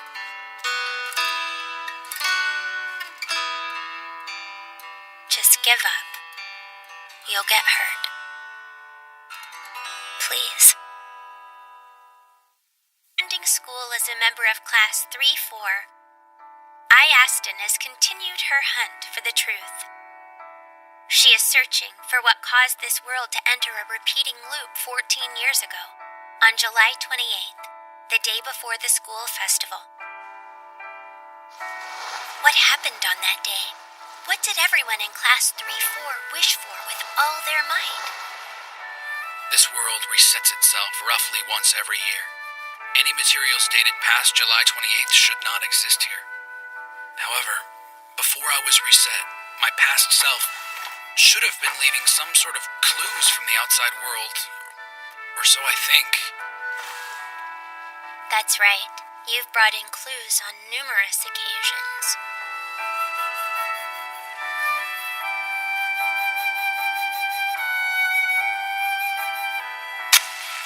And that is why it's such a pity that I've destroyed every single one. So far, 35,695 people have failed. I, the 35,696th person, is bound to fail as well.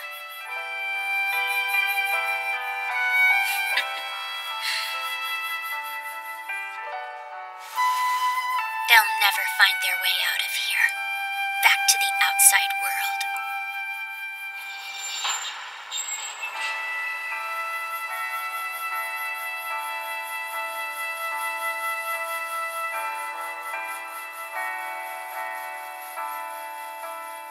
And so, 1 month passed, and I turned 13.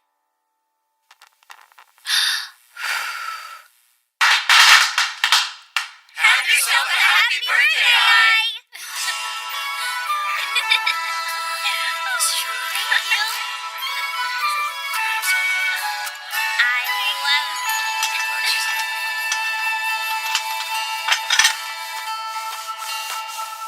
Hey, look.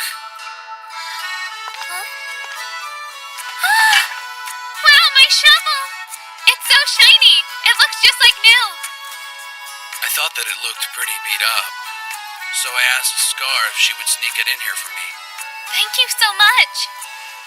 Oh, but I never even noticed it was missing. I had no idea it was gone. I used to feel uneasy if it wasn't constantly in my hands. Is that right? Alice, there isn't a single deceased person here, is there? Sometimes I feel as though I might start forgetting that I'm supposed to be a gravekeeper. Don't forget. No matter where you go, you're still you. You're right. I just need to hurry and find a way to save this world, so that you can finally get the chance to turn 17, Alice. I've decided that this is my wish. Your wish? No. Please don't make that your wish. Huh? I believe that wishes should not be granted.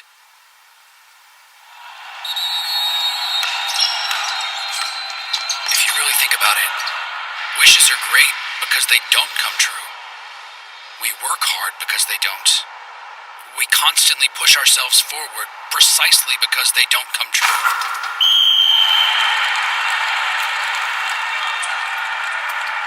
Once they do, then what else is left? So what is out there to keep driving us forward? That's why your wish shouldn't be to rescue Class 3-4. Think of it as more of a checkpoint or something, okay? But even if it wasn't your wish, Alice, haven't you wanted to free Class 3-4 from this place for over a decade now? You can still do that. Yes. Do you think you could tell me now what you meant when you said Dee is our enemy? She's like a different person. People may call her a witch now, but she was originally a timid girl who was quick to cry. She was just your average little girl. When I found a way out of this world, she just so happened to be with me. She even lent me a hand for a while. However, somewhere along the way, she started saying, for whatever reason, It'd be for the best if Class 3-4 remained in this enclosed world forever. Why'd she say that? I'm not sure. All I can tell you is that both Dee and I have changed during these past 14 years. I hate the outside world. There is no need to go back. One time, I even killed my classmates. I killed them with my own 2 hands.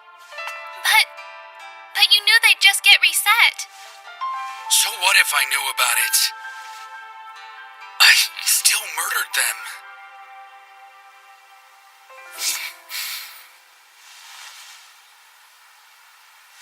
And after I did that, I think I probably crossed some sort of line that humans aren't supposed to cross. That's not true at all. Alice, you're still... I'm sorry. This isn't the sort of thing you talk about on your birthday. Congratulations, I. No matter where you go in life, or what happens, please continue to be yourself. I will.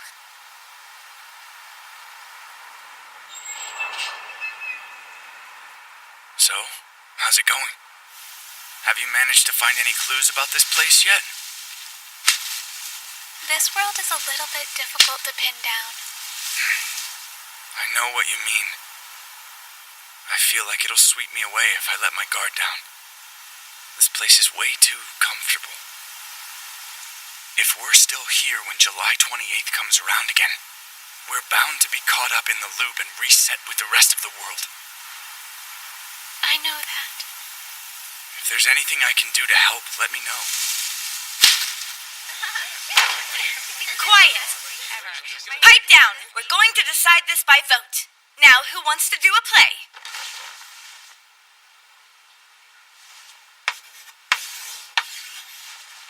Okay, who wants a refreshment stand?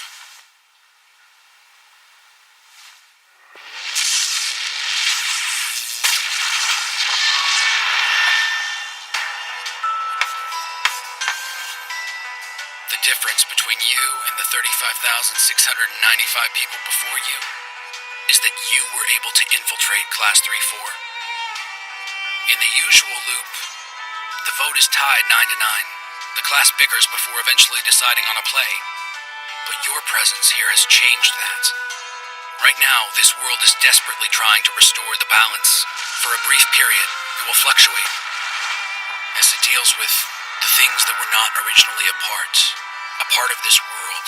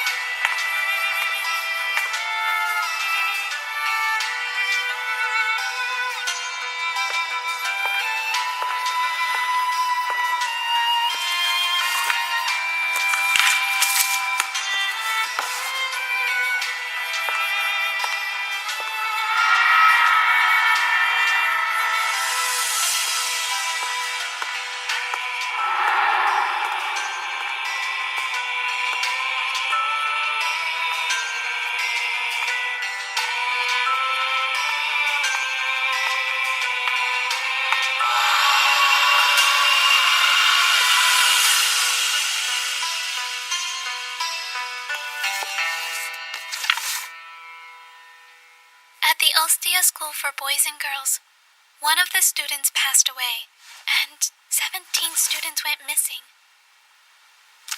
On July 28th, it's dated 14 years ago.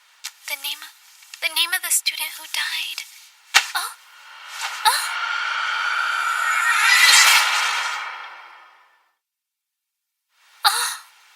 So, he had something there, too? And here I thought I'd destroyed everyone.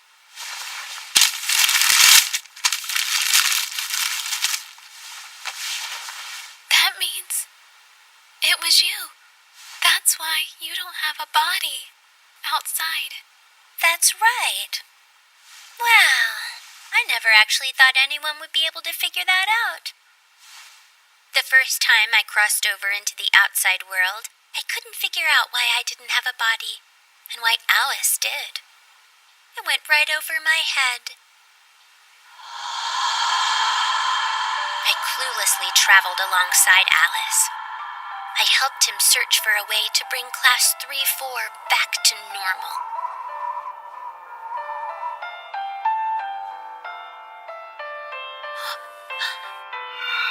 That's when my memories came rushing back to me. I remembered everything that happened on July 28th. Oh, man, look at that. Isn't one of the words on our poster spelled wrong? You're right. Who the heck wrote that? Yeah, I sort of forgot to ask for a receipt. What do you want me to do? Pay for it yourself.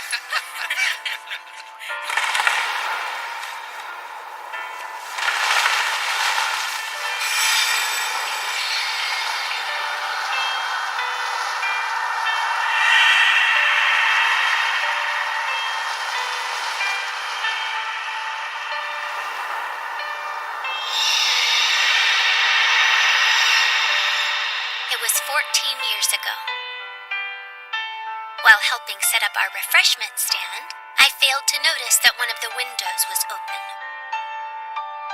I fell and died. When I died, everyone in Class 3-4 wished as hard as they could. They were scared. They wanted to pretend it never happened. They wanted their everyday lives they enjoyed to continue forever and ever. And that is how this world was created. And that is why I'm still here, even though I've already died. You don't have to say anymore. I understand now. If we destroy this world, then you'll disappear with it, won't you, Dee? That's why. Do you remember at Goron Academy? When Alice and I told you about how we're trying to save the world by destroying it? I do. You know the deal now, right? Alice is trying to destroy this world in order to save everyone here. But if it will help me save this world, I have no problem destroying the outside world instead. That's why I became a whisper. So I whisper, and I keep whispering. Destroy it, fade away, fall into ruin. That's horrible. If the world beyond the glass is gone, the fly won't get hurt. It's really for Alice's own good, you know. I can tell. Because I've been watching him this entire time. What do you mean? Before this world came to be, I can't say I ever really got the chance to talk to Alice all that much. Alice was the type of guy who cared for others like they were his own. He loved basketball, even though he wasn't very good at it. He was only a bench warmer, but he practiced more than anyone else. Just seeing Alice's smile made me feel like the luckiest girl on earth. You don't even know what it's like, do you? To feel that way? I'm afraid that I don't. But I do know the smile you're talking about. You really are in love with Alice, aren't you, Dee? No! I mean... You know, I don't think it's right to give up like that. So then I guess somehow, one way or another, we're gonna have to break something in this world in order to save Class 3-4. But when we save them, we'll make sure that you can still be with everyone, Dee. I think there's definitely a way to work this out. I decided to save the world that God abandoned, but I feel like my dream gets more uncertain each day. However, What I am certain of is that if Alice has a world that he wants to save, I want to save it with him. So you see, I want to save you as well, Dee. I'll find a way no matter what. Oh, you know what? I could ask Alice for advice. Don't. Don't tell Alice.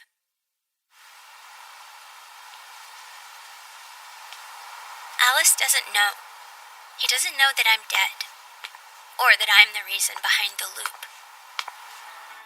I am sure that even if he knew I'd disappear, Alice would still save everyone. That's just the kind of person he is. But you see, that's the same thing as Alice saying he doesn't need me. I'm scared. I'm so scared of that fact. You see, I know. There's no way I'll ever be Alice's special someone. It won't happen. I can't, because my hands are already stained with Alice's blood. You see, at that time, his search for destroying this world just kept getting more and more desperate. It just seemed like he was so miserable. I couldn't help but think he'd be better off if I reset him so he'd forget everything. Because of that, I can never become the person that Alice really needs. I just have to be happy to be in the same world as he is. Even if we don't talk and I have to watch him from afar. As long as I can be in Alice's world, I don't care.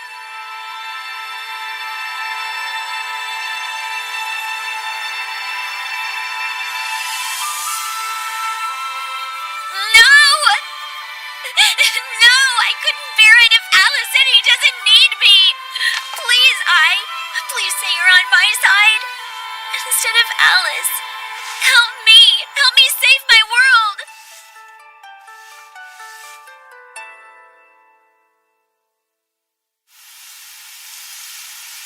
I never said whether she would help me. But she didn't tell Alice anything either.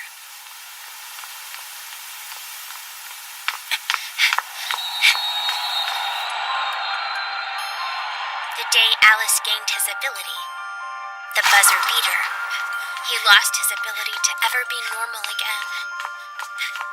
Regardless of whether he's in the loop or in the outside world.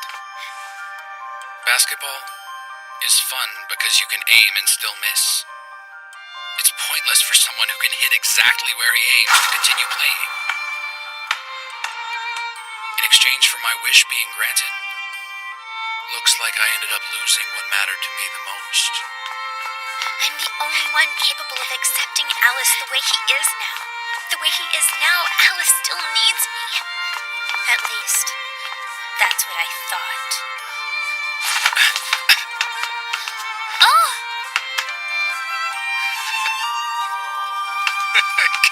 Come on! What is this?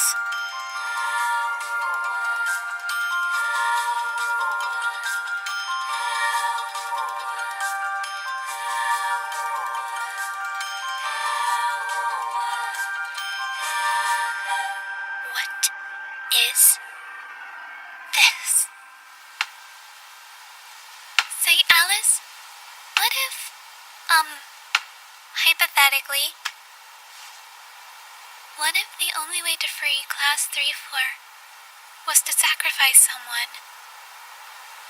Would you do it?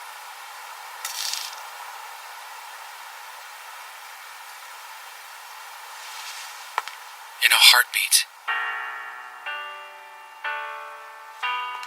If it finally frees Class 3-4 from this curse,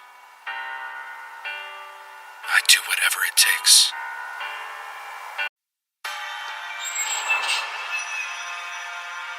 At that moment, what I saw before me was the birth of a new world. It was a world that I could never enter. So I came to a decision. I was going to make a world of my own by bringing an end to this one.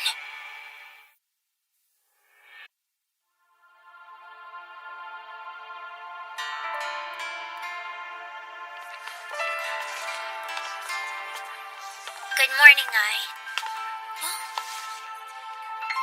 Dee.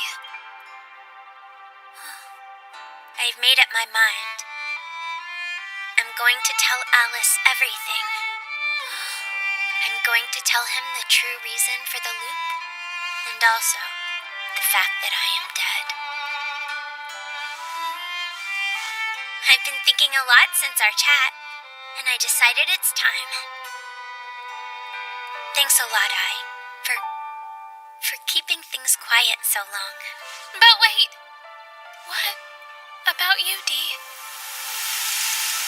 I'll be fine. I'm going to go meet Alice right now. I told him I have something important to tell him. Do you think you could do just one thing for me?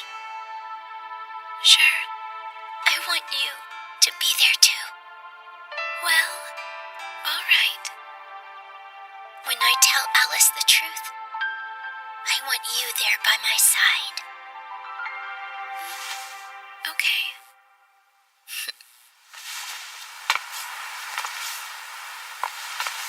Back behind the school, there's a basketball court. Please wait there.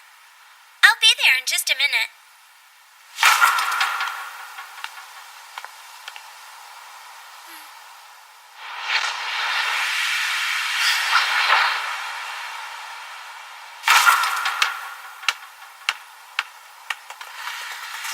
What? She asked you to come too? She did. I wonder what she wants to tell us. I've noticed she's been bothered by something lately.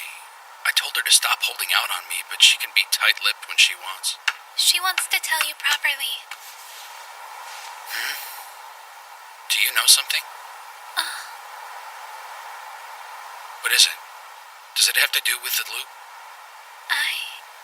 I can't say. And why can't you? Because, Please let Dee tell you herself.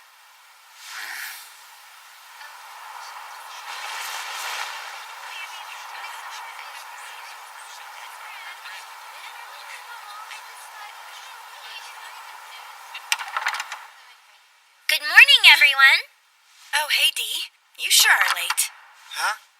Where's I and Alice? I thought they were with you. Huh? What's wrong? Dee?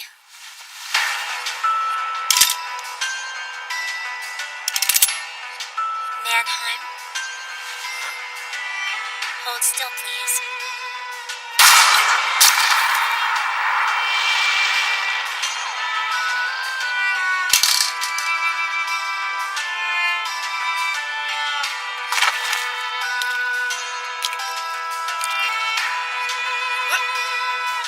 What's wrong with you?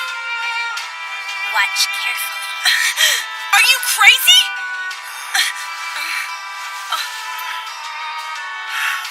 Did I fall asleep or something? Huh? Hey, are you okay over there, Mill? What's gotten into everybody? What the hell? What the hell is going on? So, wasn't that weird? Wasn't it incomprehensible? Wasn't it bizarre? Don't worry, I can explain everything. But wait, you already know everything. You simply chose to forget. But it'll be okay. I'm going to help you remember. What's taking her so long?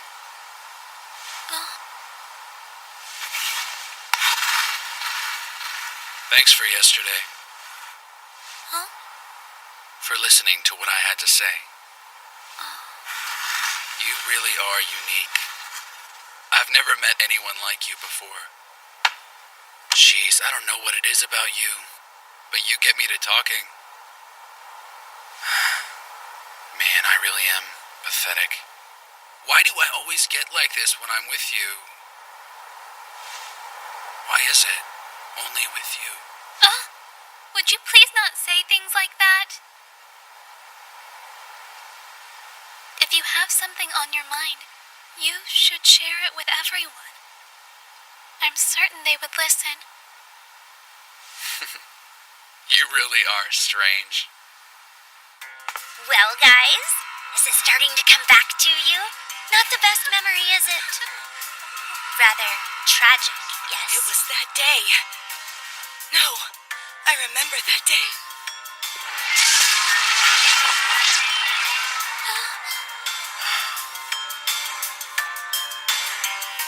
I remember it now. It was awful. We couldn't bring ourselves to accept what happened. I couldn't believe what I'd seen. Blood. There was so much blood. It was everywhere. No! I didn't want to believe it. I didn't want it. Want it to be real. And then? All of us made a wish. That's when I made a wish on the setting sun. As I looked down on the body, I wished it would all stop. I wanted it to be a lie. I couldn't take it. I pretended that it never happened. I wished to return to the life I had been leading. I wanted those days to continue forever and ever. Aw, poor kids. If only you had wished for me to come back to life instead. That's right. Every one of you wished for eternity, didn't you? And you still do, don't you? But now you remember what happened. Don't you want to start over? Don't you want to forget? Forget that day ever happened.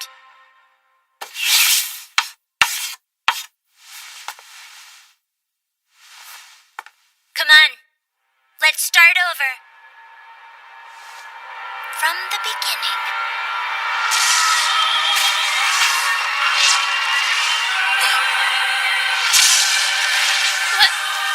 What's going on? It's Dee. She's trying. She wants the world to reset itself. Alice?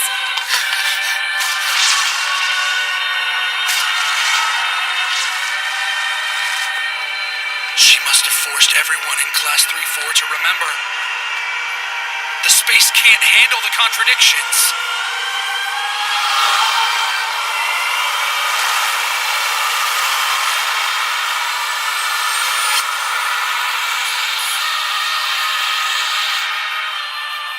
Look at that. Isn't one of the words on our poster spelled wrong? You're right. Who the heck wrote that? I forgot to ask for a receipt. What do you want me to do? Hey, for it yourself.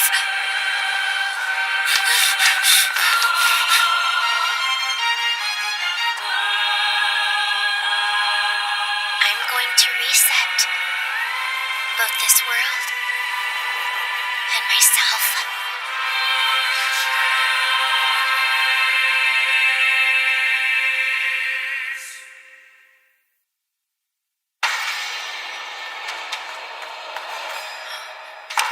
Scar! You alright? Yuri. We're okay. Both of us are just fine. The town is being consumed by that mist. Is this what he meant by a reset? Or something else? I don't know.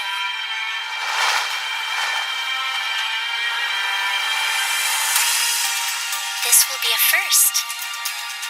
For me, anyway.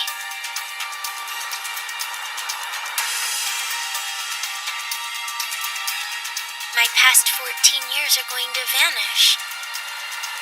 I'm going to lose the time I spent with Alice, along with Alice's special smile that only I ever saw.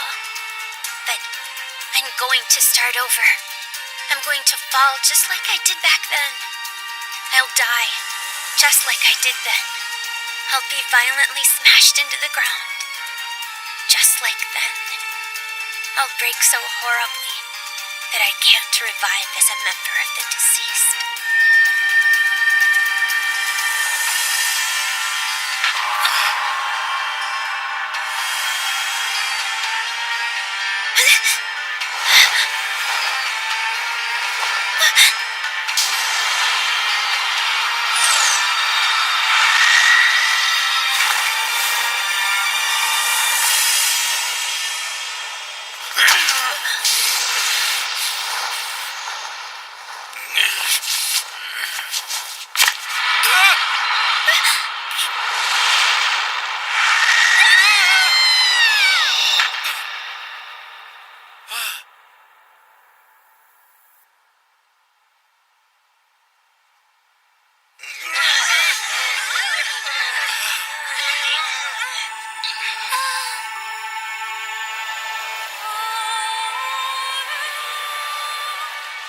Look at the mist.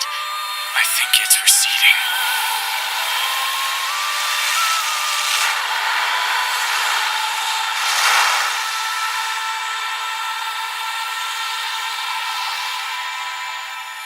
I finally figured it out.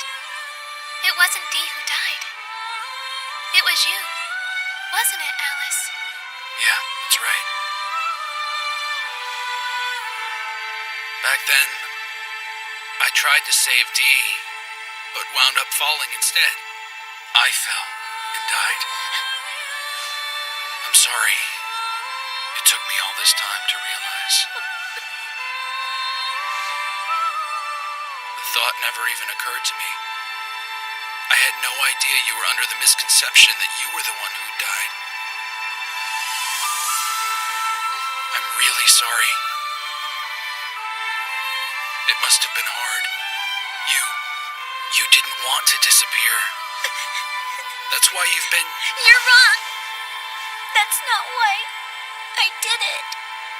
You're wrong. You're wrong. Don't worry. You aren't going anywhere. So you can finally relax and return to the real world. No! I can't do that! Not without you, Alice, I can't go!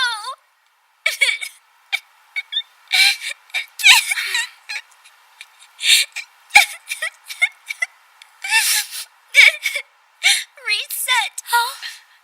Come on, guys! Let's reset the world just one more time! Come on! Please don't.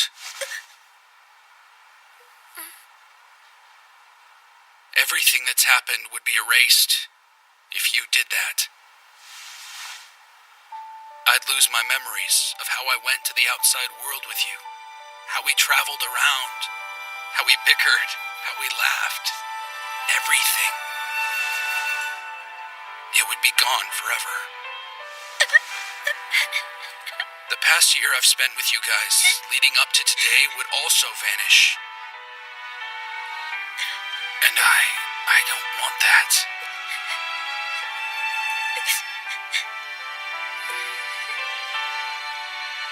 Alright then, time for you guys to go to the outside world.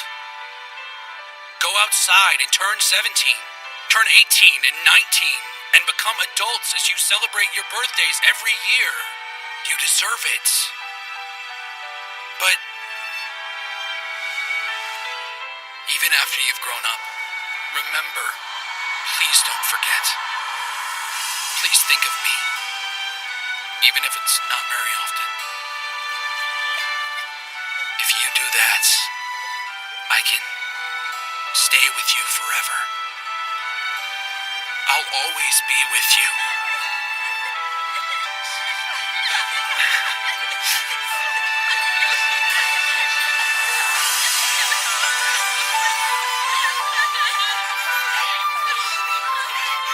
But Alice, isn't there some other way? Isn't there some other way for you to come to the outside world with us?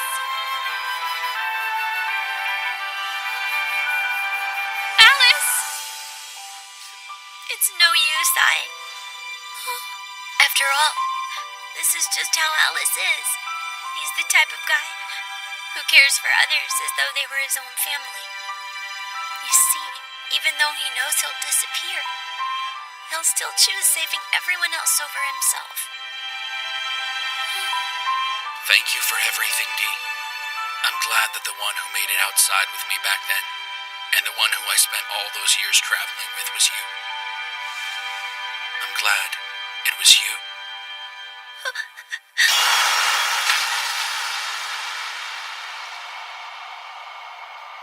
Well, it's time for you guys to go.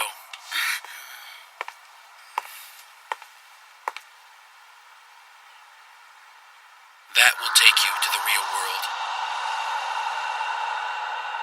Moo, you go first. Moo.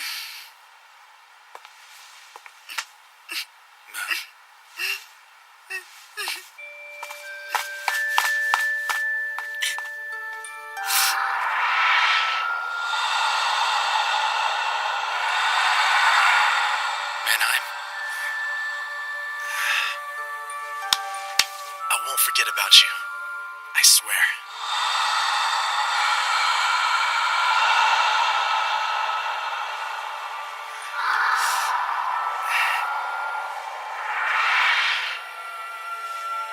Go on. Keep on going through.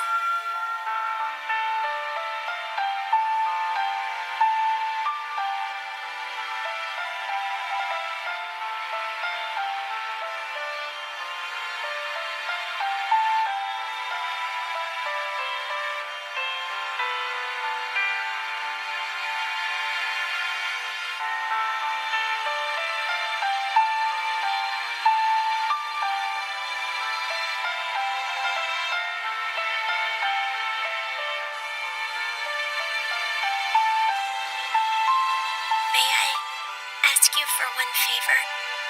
Anything. A smile.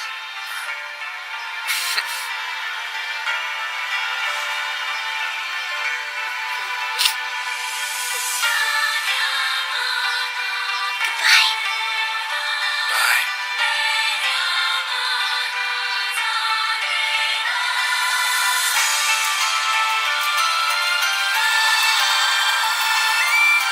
Everyone, hurry! Please, remain calm. Pass through the same way you did when you came in.